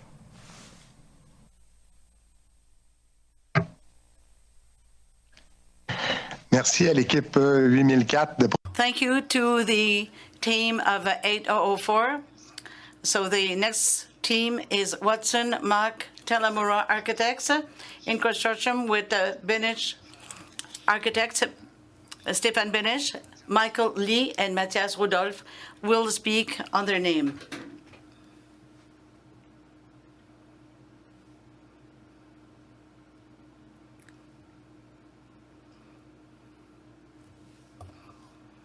Bonjour. For giving us the opportunity to present here in public our design for the parliamentary precinct redevelopment, the development of Block 2 in Ottawa. Together with my colleagues, Michelle Lee and Matthias Rudolph, I would like to share with you the thoughts and inspiration behind our design, and then some images of the design itself, how it works, and how it could be made. Architecture is one of humans' most prominent artifacts. It defines location and history and is a witness of our cultural abilities. Buildings themselves exist in very complex natural and social ecosystems, sometimes in nature, sometimes in more urban settings, and sometimes in greater global context. Our job as architects is to construe not just the physical characteristics of a given site or building situation, but also the cultural and social context, the political context, the space needs and use of the building, the technical demands, and the economic context in which the building will be constructed. When done well, we have the privilege of having contributed to this continuum of human achievement. However, together with the pursuit of architectural achievement comes responsibility. In the 21st century, Michelle, are you in? In the 21st century, citizens of open societies and members of advanced democracies should focus on the representation of all members of societies. We should focus on human-centric design that takes social, economic, environmental, and political factors into account. The pure representation of greatness or the demonstration of raw power no longer belongs in our time and is nowadays only possible in autocratic political environments. Democratic buildings should support and reflect our ideals as a society, the openness and transparency we expect in society as well as in its governing forms. Canadians share a healthy respect for nature, and Canada possesses a vast richness in cultures as well as in natural habitats. The understanding and respect for nature, for plants and for animals, is deeply rooted in early cultures. It often provided the content for artifacts, but more profoundly, it had mystic and cultural meaning beyond its material utilization. And so the consideration of nature, of the raw materials, and also the kind of atmosphere these materials can instill architecturally has had a profound influence on our design approach. The site of this project is situated along the southern edge of the parliamentary lawn across from the triad of Canada's historic parliament buildings. These buildings, the House of Commons, the Senate of Canada, and the Library of Parliament, are massive rock buildings with a well-defined architectural expression that mitigates their dominant appearance. However, their style is still formal and monumental. The new buildings on Block 2 should embrace and celebrate the diversity that is modern-day Canada. They should herald tolerance, inclusion, collaboration, and communication while providing space for healing, dialogue, and interchange of knowledge. Block 2 must offer a counter-narrative to the one presented in the center block, one that takes its inspiration from the place that pre-exists Canada as a nation, from the environment that surrounds all Canadians. It should be an approach that honors the reality of our current natural environment, recognizes environmental issues, and brings to life the teachings of the hundreds of Indigenous traditions and cultures within Canada. Michelle.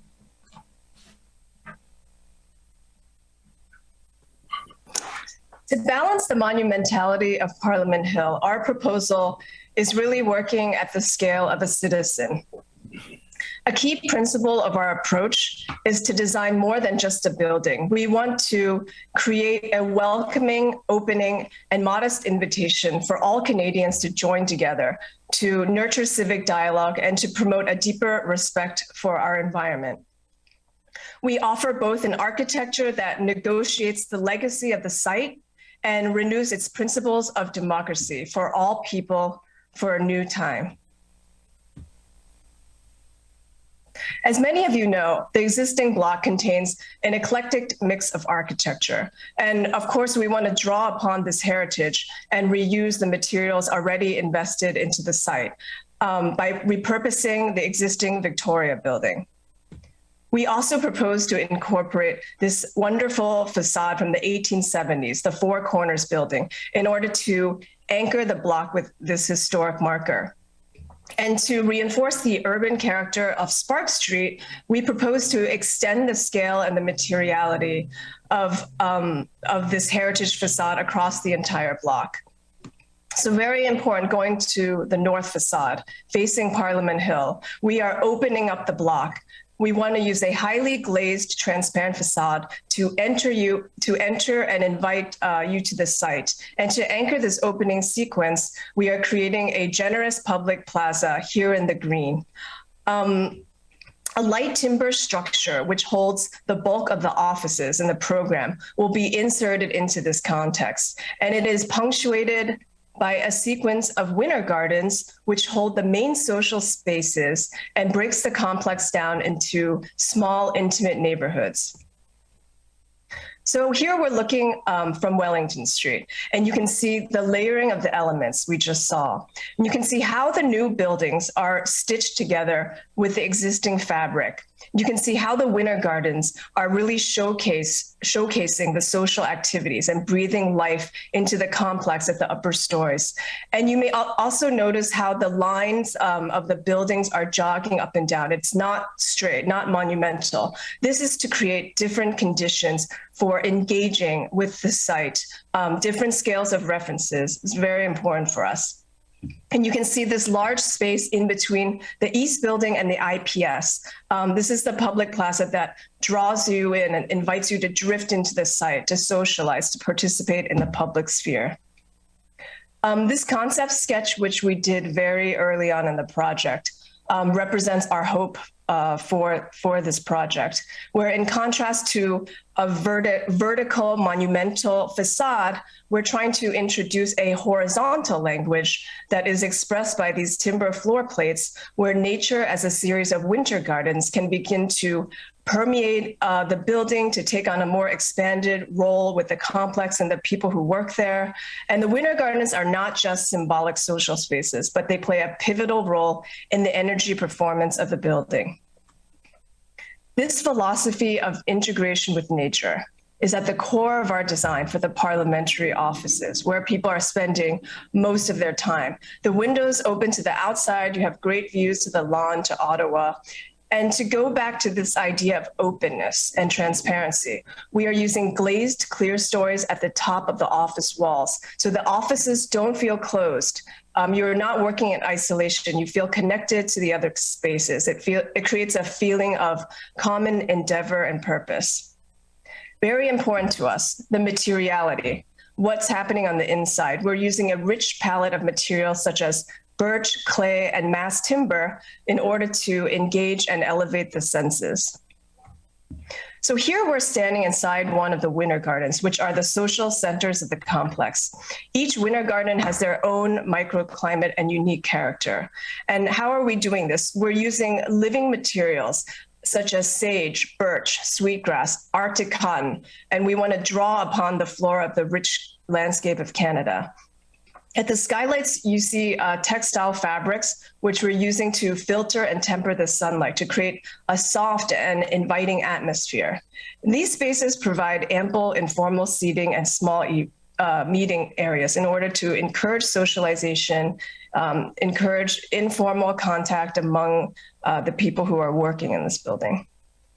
Stairs flow from one level to the next to connect people throughout the building to create this unified sense of place and purpose. This unified sense of purpose extends most importantly to the urban realm and is carved into the main plaza of the complex, right next to the Indigenous people space to the right. This space serves as an urban living room for people from all walks of life to gather, to debate, to hang out, to participate in the public sphere. This plaza also serves as a forecourt to the rounded one-story entry pavilion. And on the roof of this pavilion, we are creating a reflecting pool. And this is very important to bounce daylight to the upper side of this overhang, because as we know, this is a north-facing space. It doesn't get a ton of sunlight. And this undersurface can also be used for temporary art installations. Also, we are aligning this plaza with the Peace Tower and the Centennial Flame, again, to reinforce this connection and foster the dialogue between the present and the past. Overlooking this new plaza, the committee rooms are prominently located to provide a visual and metaphorical connection back to Parliament Hill. And we're using tactile materials here, again, like stone, birch, rammed earth, to create a contrast to the typical formality of federal architecture. Here on Sparks Street, you can see how our facades are kind of woven into the historic fabric. So you see the Four Corners building, the Marshall building, they're repurposed and woven in. And you can also see the Valor building on the left, which has a recladded new highly sustainable facade. At the pedestrian zone, we want to enrich the public realm with ample trees for shade and water features. Accessible street furniture and bicycle infrastructure will encourage diverse ways to engage with the site, to use the site, and diverse forms of mobility. And we will talk a bit more about the facades in the next image. Our facade is driven by principles of sustainability and human comfort. Each component is tuned to the specific solar orientation of the facade. So for example, on the south facade that you were just looking at, we have horizontal elements that are not only connecting all the buildings together, but they serve to shade the glass from the southern sun and also to bounce daylight deep into the office spaces. And you can see how the facade is angled in order to provide the most productive orientation for the solar panels, which generate renewable energy for the building. And now my colleague Matthias will dive deeper into our vision for sustainability. Thank you very much, Michelle. So in our team's proposal, the responsibility of design does not end at the boundary of the site. Instead, the site, the local climate today and the future climate to come, as well as the surrounding built environment, are all a well-orchestrated, integrated part of the design in order to achieve a truly sustainable building. As one of the main strategies to achieve these sustainability goals, the buildings are designed to take advantage of the natural resources surrounding it. The massing of the block and the building design is optimized to make use of what we consider to be fundamental human rights. The unobstructed access to outdoors, the user-controlled natural ventilation, daylight and solar access within and between the buildings of the block. So how is this integrated into the design? As you can see on the right-hand floor plan, these buildings are all designed with shallow floor plates for high quality daylighting and view connection to the outside. On the left-hand side, you see that buildings with deeper floor plates are perforated with vertical volumes like winter gardens and atriums to maximize the interface between indoors and outdoors. But of course, sometimes the conditions outdoors are not ideal. Winter in Ottawa can be as sunny, but at the same time very cold. And if you might remember, the 21st of January this year, it was cold as much as minus 30 degrees with a wind chill of even minus 40. So opening windows during these times is not really comfortable. And rather than abandon access to fresh air altogether, our design integrates a hybrid approach. What does hybrid mean? Hybrid means in the first step, the building design is optimized for passive performance. That means that the building design in a way that through most of the time of the year, it passively controls indoor temperature and air quality without any additional energy to operate it. This is the passive component. The second step, the building is equipped with high performance technical systems, which provide a high level of air quality and thermal comfort throughout the year, but especially during these extreme cold or warm periods of the year. And these are the active components. So the combined operation in passive and active mode is called hybrid. And the hybrid system approach does not really only reduce energy demand, it also makes the building much more resilient to climate fluctuations, climate adaptation, to climate change, and independent of mechanical systems.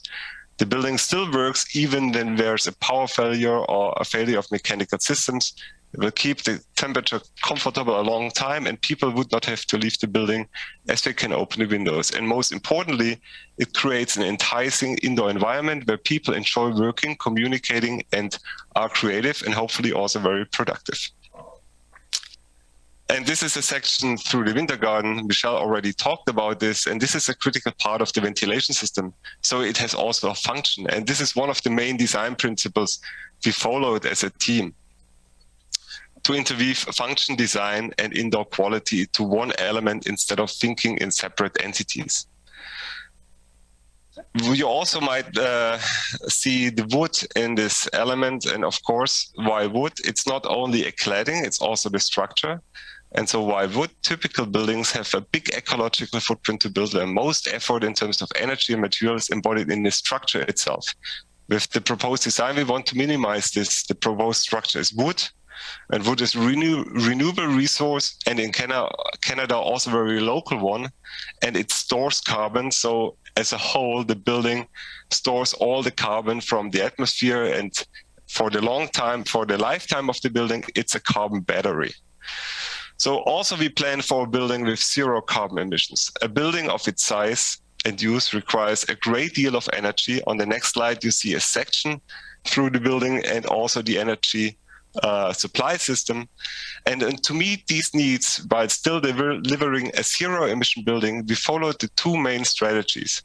At first, to design a building with a minimized energy demand by passive performance design and active high performance systems.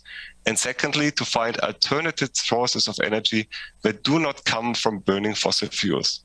So in this case, the energy to operate a building is local and renewable. The ground below and the sun above the building. The ground below has a constant temperature throughout the year and serves as a heating and cooling source by a geothermal system. The solar energy that hits the envelope generates electricity through the integrated PV systems in the facade and on the roof and feeds into the building. In closing, I would like to stress that we have shown today represents only a small part of what we have prepared for this competition and is the first step in the design process that will unfold over the coming years. As architects, we are able to bring to a project our expertise and our convictions. In this case, that only a building designed with a focus on the well-being of its occupants and of the planet is worthy of a democratic, diverse, and open Canada. Thank you very much for your attention.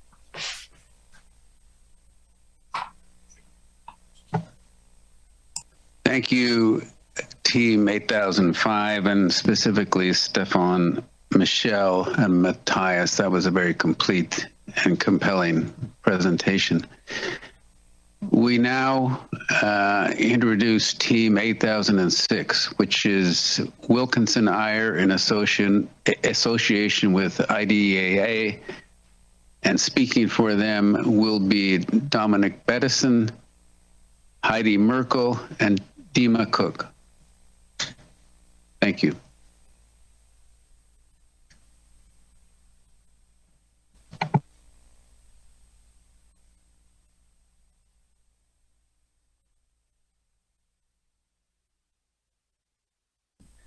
Good afternoon. It's a great pleasure and a privilege to present our proposals for Block 2 with you today.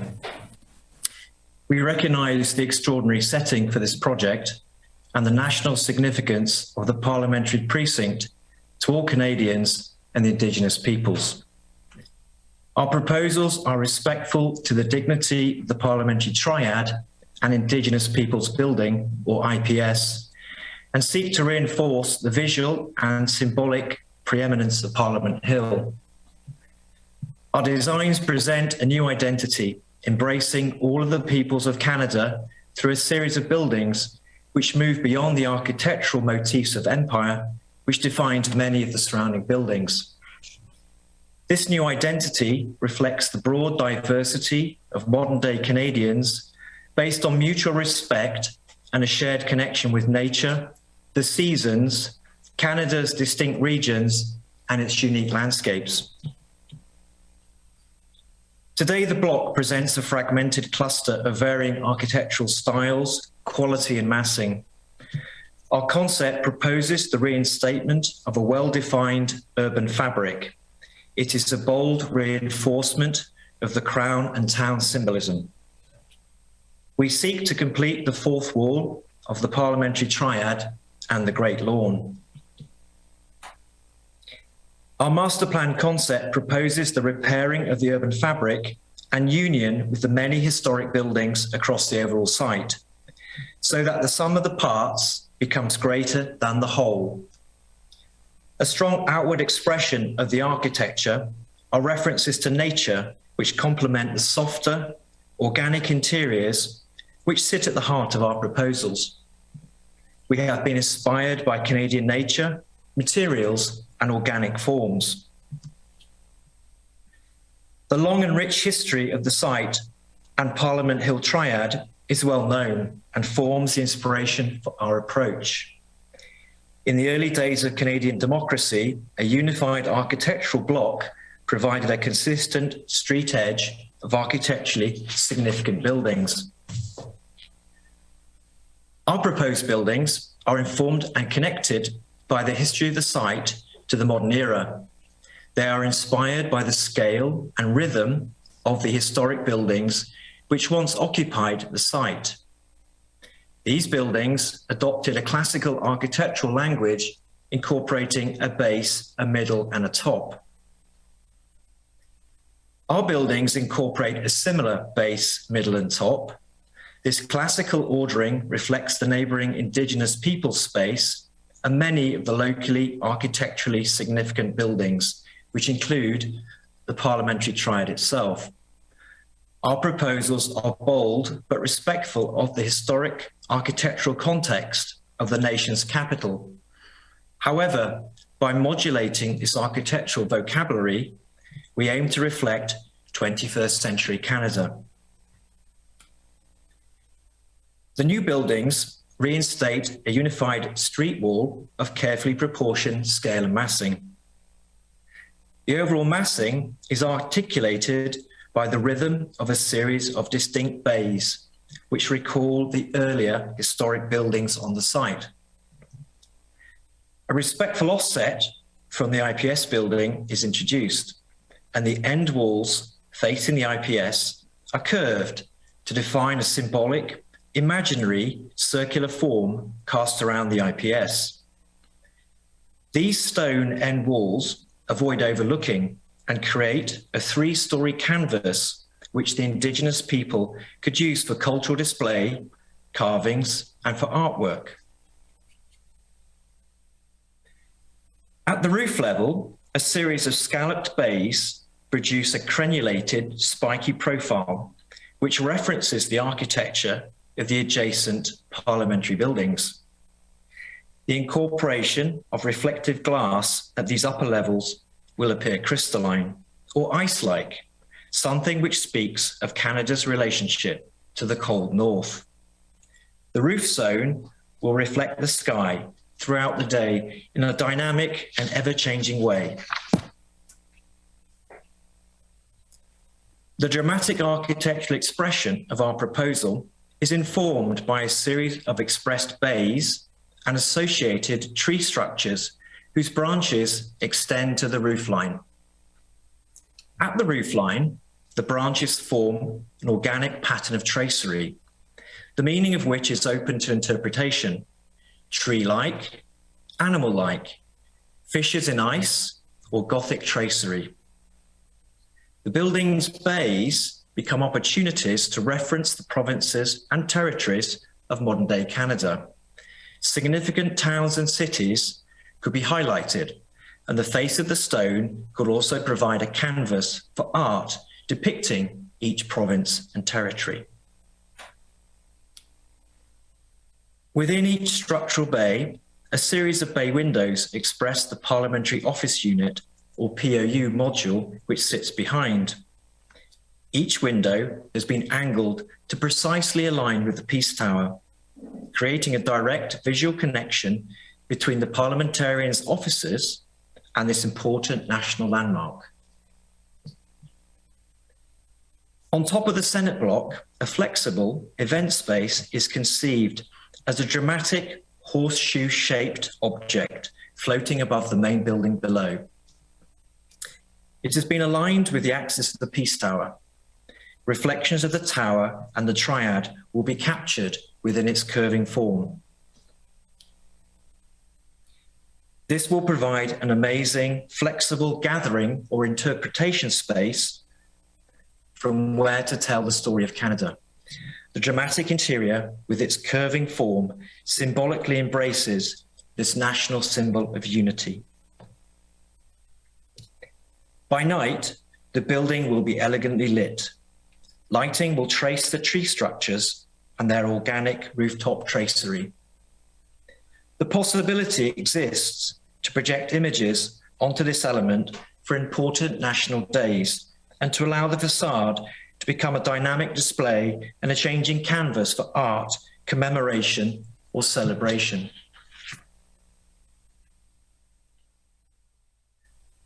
Above the retained facades of Spark Street are proposals as a further setback two-story volume which contains and continues the scalloped language incorporated from Wellington Street. This glazed facade is overlaid with a metalwork frieze to reveal a changing abstract organic pattern. A further overlay of stone fins provides additional texture and solar shading for these predominantly south-facing facades. This element successfully provides a visual expression of the symbolic and physical unification of the Spark Street buildings with the wider site, allowing them to become part of the greater whole. The visual prominence of the Peace Tower from this important viewpoint is framed and enhanced. The Valor building is to be overclad, upgrading both its visual appearance and environmental performance. The rhythm of the POUs are clearly articulated on the facade. Our design maintains and preserves the history, values, and evolution of the block and its individual buildings. Our team's conservation approach layers and weaves these heritage values with new meaning to create a whole with a shared function and purpose. The design creates a palimpsest where the successive histories and layers remain legible, and a new story uniting the different buildings is overlaid. Each of these buildings was conceived independently and has a unique history and architecture, but they share a language, the tripartite division of their facades, the rhythm and proportion of their bays, and the predominant use of masonry. Our team's design reflects a contemporary architectural language that has evolved from our in-depth understanding of the values of the site. The scale, proportions, and massing of the addition reflect the tripartite organization of the historic structures. The design and height of the base, shaft, and top align with those of the Langevin block across the street. The articulation and rhythm of our bays echo the historic ones.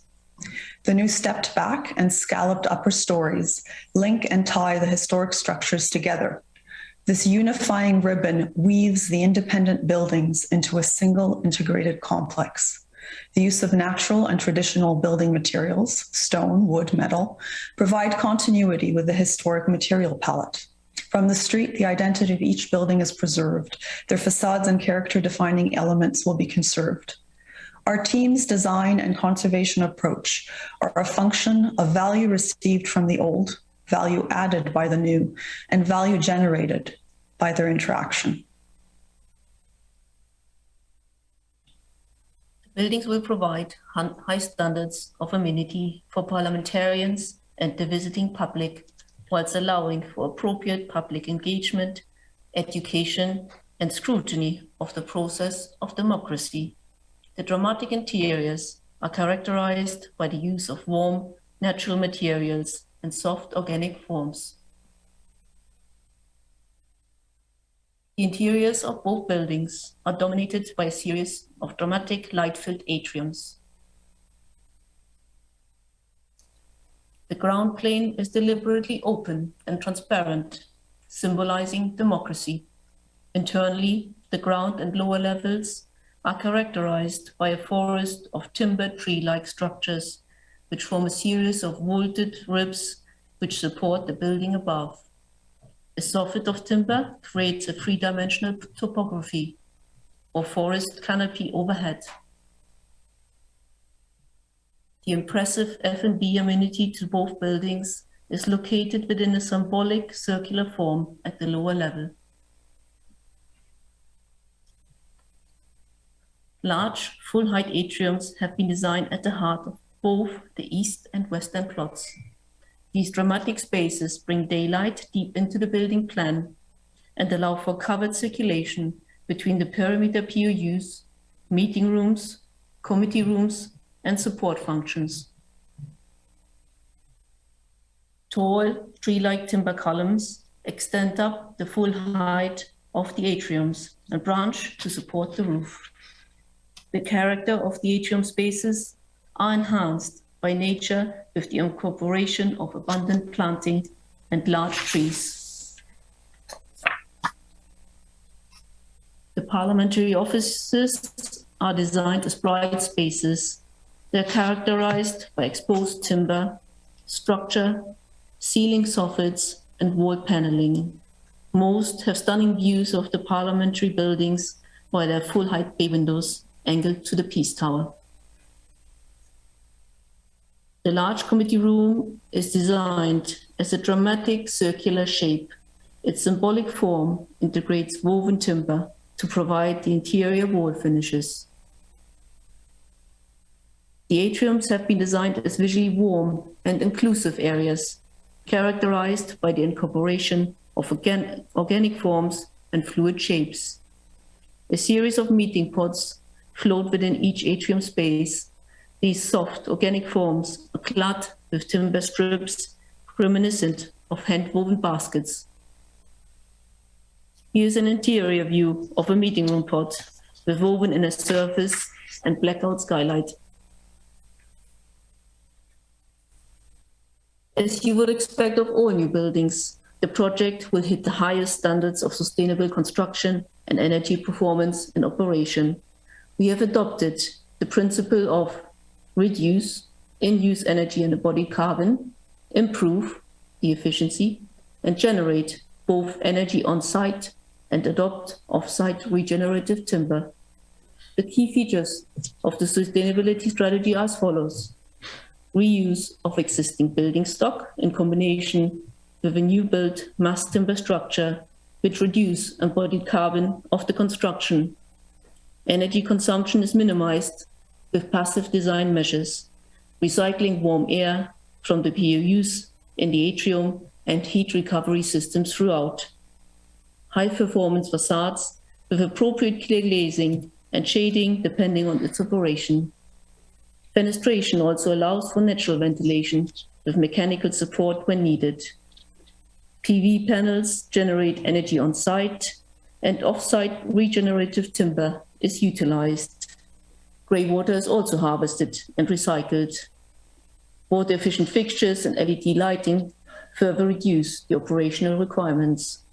Overall, the design aims to be zero carbon through cutting-edge heating and ventilation strategy and the adoption of a mass timber structure.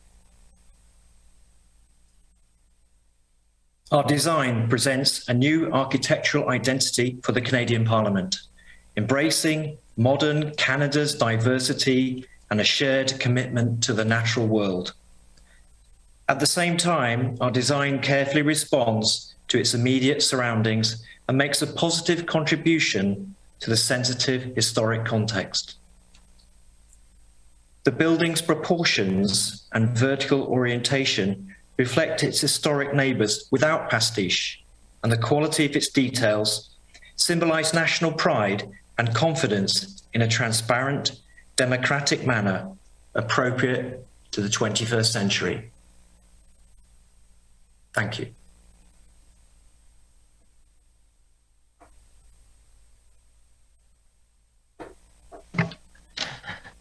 Merci à l'équipe de Wilkinson. Thank you very much to the team of Wilkinson RDA. As last competitor, we have Neuf Architect in consortium with Renzo Piano Building Workshop, Amaury Geg, Lydia Goliva, Joost Mulhuizen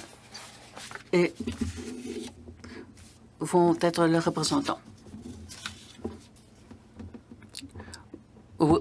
I'm sorry, these people will be the representative of these competitors. Thank you.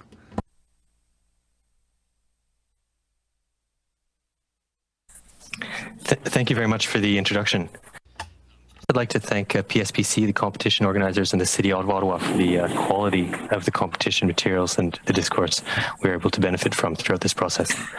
We're very proud to contribute a proposal for the future of this remarkable site. The project has been undertaken collaboratively by Renzo Piano Building Workshop, Neuf Architectes, Arup Engineering, and DMA Architect for Heritage Consulting. I'm Omri Gregg, associate at RPBW, born and raised in British Columbia and now based in Paris, along with Joost Mulhuizen, partner at RPBW, and with us in Ottawa, Lilia Kaleva, principal at Neuf Architectes. We approach projects by thinking of the people that will use it. Our objective ultimately is to design places for people, places that bring people together, to discover views, places that bring people and culture together, places for gathering, mixing, and sharing. Block 2 will house senators and parliamentarians from across the country and reflects a reaffirmation and reinvestment in the democratic institutions and the values they represent. It will also be an expression of the contemporary aspirations and desires for the future. Fundamentally, this project is an opportunity to engage in the two major themes of our era: reconciliation and facing the climate emergency. The project engages these themes on a practical and a symbolic level. Block 2, and at the core of the block, the Indigenous people space structures the site. Block 2 has had many incarnations through time, resulting in the disjointed accumulation of buildings that we see now. However chaotic the site appears to be today, one thing has remained consistent. It is the backdrop for arguably the most important civic space in the country. It is the place that Canadians come to in remembrance, in celebration, in appeal, and in protest, as tourists, and of course to work as well. Block 2 is intimately bound in a relationship with the nation's democratic institutions. Parliament Hill is a powerful site, defined by its relationship to the wilderness and the rivers long before any buildings were built here. The Kitchissippi, or Great River, along with the rapids and falls, are considered sacred to Indigenous people. They're omnipresent in both the foreground and background of the neo-Gothic Parliament buildings. The relationship to wilderness is a defining element of the site and, more largely, Canadian history and identity. I'll now hand it over to Joost. Thank you, Emery, for your introduction. I will take you for a quick walk around the site to tell you the story of our project. Because architecture is a way of telling stories. Buildings tell stories. Architecture is also like a mirror of our society, a visible witness. And of course, we should not forget that architecture's primary function is creating shelter for humans, but also shelter for communities and shelter for society at large, which is particularly valid for this parliamentary project. So let's first have a look at this little sketch, a north-south section looking east through Parliament Hill. On the left, you see the forested steep riverbank of Parliament Hill. Beyond is the Ottawa River, with nature stretching for hundreds of miles to the north. In the center, you see the historic parliamentary buildings with the Peace Tower and the Great Lawn. To the right is Wellington Street, with the urban edge framing the precinct, housing the Indigenous People's Place. In the background, you see the new Senate's offices with the forested roof. Further to the right of our site is Park Street, a dynamic urban street with very different character. This shows the binary identity of our Block 2 site, which is frankly not a very poetic name for it. The site is in dialogue to the north with the Crown and to the south in dialogue with the town. But there's also a third key element, nature. Physically, symbolically, we reconnect with nature by creating a new forest roof, a new forested land perched on the north side of our site. This is both a reminder of the science wilderness pre-development and showing a greener path forward for our society. And here are the three conceptual components together. Let's look again at the bird's eye view from above the Ottawa River looking south. We can recognize the three main buildings of the parliamentary triad. And at the center, we show the fourth key element, the Indigenous Peoples Place, also called the IPS. We want to create a dignified and strong symbolic setting for the Indigenous People Place. Though the IPS is not part of our design brief, its central position defines the concept of our site. Here you can see how we reintroduce nature on top of our buildings along Wellington Street. We connect this new forested land with the parliamentary precincts, Green Crown, and the great wilderness beyond. Now we zoom in showing the historic parliamentary buildings, the Great Lawn, the offices of the Senate and the House of Commons, shouldering the centrally located IPS along Wellington Street. This is an image of the actual physical model we've built, seen from a slightly different angle. Again, clearly showing the relationship of our site with the parliamentary precinct and the IPS. I like this image as I feel it really explains our project. This is a close-up view from above, with Wellington Street on the top of the page and Sparks Street at the bottom. What strikes you probably first are the two roof forests, shown here on a sunny autumn evening, hosting a variety of native tree species. Then, of course, you can identify the Indigenous Peoples Place at the center. We give it breathing space as we create generous setbacks of our buildings on both sides. Tucked behind the roof forests are atrium spaces running east-west, allowing natural daylight to penetrate deep into the site. The large blocks on the south side facing Sparks Street are covered with generous canopy roofs, supporting a large surface of photovoltaic cells. This whole composition we also refer to as the fifth facade, which relates strongly with nature and sustainability. Let's now go back for a moment to the Great Lawn looking south towards Wellington Street. Our aim is to create a parliamentary precinct facade in symbiosis with existing formal, historical and institutional neighbors, creating a clear identity and unity of the Senate's and the House of Commons offices. Let's again show the main design components, the Indigenous People Place taking center stage, then adding the bookend volumes, the Senate's offices to the east, the House of the Commons to the west. Then we highlight a very transparent street-level facade, creating a permeable and inviting public realm connected with three vertical transparent recesses. Last but not least, we add the two roof forests, marked by three slender wooden masts, as a reminder of the logging history of the Ottawa settlement. And here are all the four components together. Now we zoom in for a moment at the House of Commons offices. You can see that the facade is made of an articulated and well-crafted local limestone, framing the windows made of a crystalline, extra clear glass. This is achieved by the low iron content in the glass. A robust, strong facade, but at the same time light and crystalline. Our aim is that it expresses dignity, longevity, timelessness, and clarity. Here you can see a series of detailed drawings of the facade, both in elevation and section from street level all the way up, showing in a nutshell the elements I just described. Believe me, we're not just concept architects walking away at some stage. We're also builders, caring about the detailing and construction in the finest detail, till the last day of construction. Now let's walk down Metcalfe Street on the east side of our site. And from here, I hand it over to Lilia. Thank you. Thank you, Joost.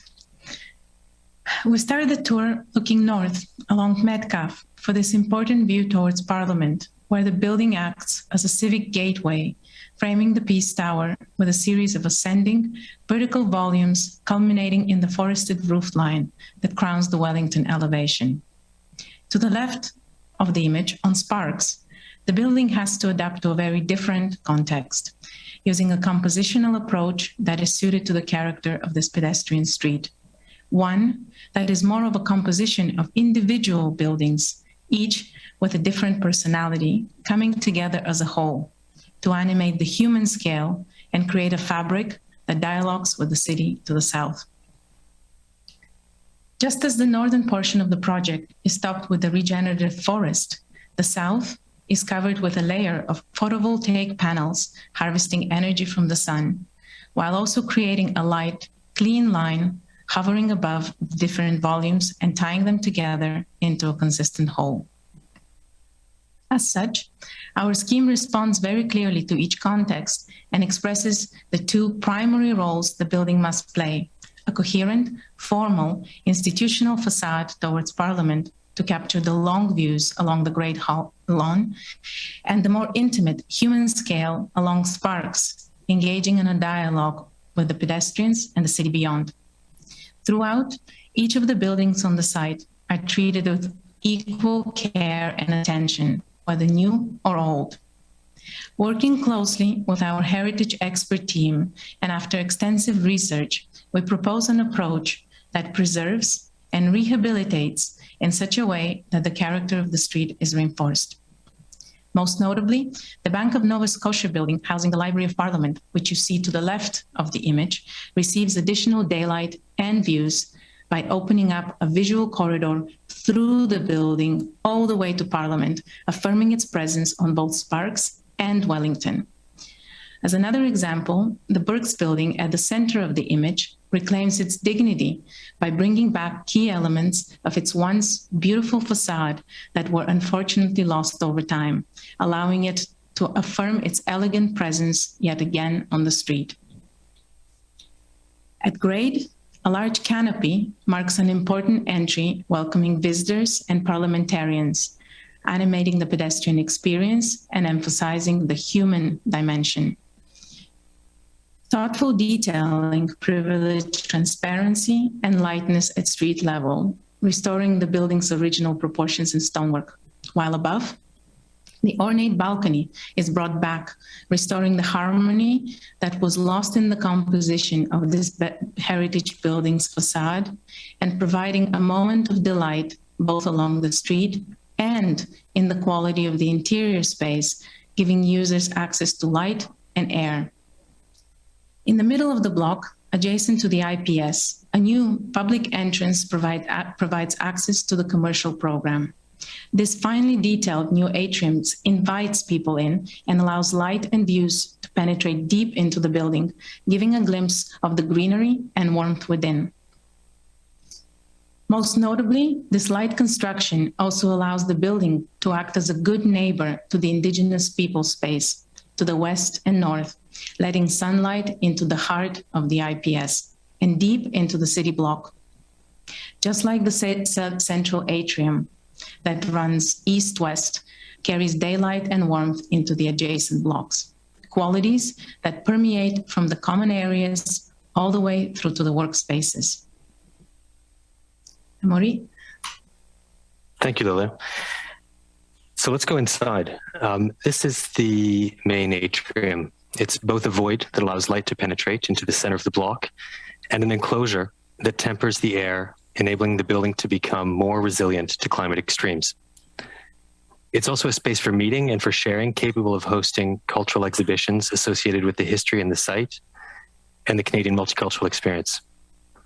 Wood is used extensively in the interiors, including on the facades, a solution that makes environmental sense for a building that is designed to last and draws inspiration from the lumber yards that once lined the banks of the Ottawa River or those further away at the other end of the country on the West Coast. The committee room overlooks the quadrangle and the Parliament buildings, and the river beyond is visible through a screen composed of stacked timber filtering light.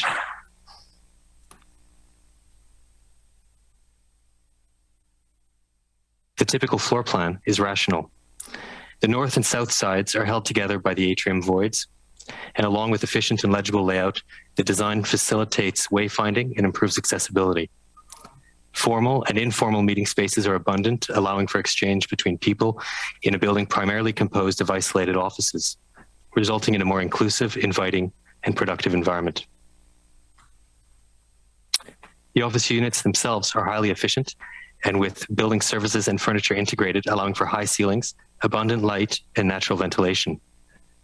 The layout is highly modular, enabling for future readaptation and repurposing, should that be desired in, say, 100 years, for instance. The connection to civic space and nature are ensured with views over Parliament Hill, a reminder of the importance of the work that will be undertaken in these offices. At the top of the building, the forested roofscape is accessible and promotes contact with nature. This space provides a stepping stone for native species to re-inhabit the city, an opportunity for people to reconnect with nature. And of course, incredible views over Parliament Hill. The roof is composed of two parts, both relying on the sun. To the north, a regenerative forest, landscaped, composed of a variety of native plant species. To the south, a generative canopy of solar panels that generate 15% of the building's annual energy requirements. And this does take into account the Ottawa winter. The project is bound to the seasons. The Canadian experience and identity invariably tied to nature and wilderness, reaffirming that connection is even more important in the context of the global climate emergency. I'll say a few more words on sustainability, but given the short presentation, I'll just touch on the most visible elements that are just a portion of an extensive and integrated strategy to make this project net zero on carbon emissions. This section to the building shows the regenerative forest to the left, planted in 1.5 meters of soil that serves the roofscape ecology. It also serves to insulate the building and also to cool the entire neighborhood by reducing the urban heat island effect. In that layer, the mechanical equipment is concealed. To the right, another canopy of photovoltaics captures the energy of the sun while simultaneously shading the roof, helping to keep the building cool. Overall, the building consumes 30% the amount of energy that a typical commercial building in Ottawa uses. This image zooms into one of the office units. It shows the integration of the building systems, the facade design with deep external stone fins that provide shading while allowing for plenty of natural light. Operable windows for natural ventilation and manually controlled blinds that promote adaptive control by occupants and reduce energy use. We also see the structure of the building. From the start, we analyzed the different structural system options. Initially, we considered a full timber structure, but with more research, we realized that in this particular context, a conventional concrete solution with shorter spans was more efficient, and integrating recycled reinforcement and cement replacements resulted in a lower carbon footprint than a full timber structure. And the conventional construction method also promotes access to readily available local materials, skills, and labor. The resulting whole life cradle to grave carbon footprint is at least 1/3 of a comparable commercial building. Joost? Thank you, Anne-Marie. I guess we have little time left. It's been quite a dense amount of information to digest. It was a long walk around the site and inside the buildings. We even managed to visit the roof for us, so we'll keep it short. Over the years, at RPBW, with our local architect partners and engineers, we've also sought to focus our energy on projects which are in the interest of the public, of the common good. In fact, we've been lucky to design worldwide many buildings in interest of the public and grab opportunities to improve the public realm. But we have built only one parliamentary building on the small island of Malta. Designing the Block 2 parliamentary buildings of Ottawa, and of course for Canada at large, will be of a completely different magnitude. We will be immensely proud to get a chance to continue this incredible adventure because, believe me, architecture really is an adventure. Especially in the current world's context, we truly feel it a privilege to become part of this new adventure, and we will feel strong obligation to give it our best. You do not often get the chance as an architect to be part of such a special journey. In fact, my personal journey as an architect in architecture started many, many years ago, just 20 miles north of Ottawa. I lived here for several months helping to build all sorts of rural structures inspired by great people around me, which made me to decide to study architecture. The historic buildings of Parliament Hill told a great story of their time with dignity and hope. It's now our turn to tell a good contemporary story, both respectful of the past, respectful to the Indigenous people, sensitive to the parliamentary institution's needs, mindful of Earth's fragility, and looking positively towards the future. Thank you.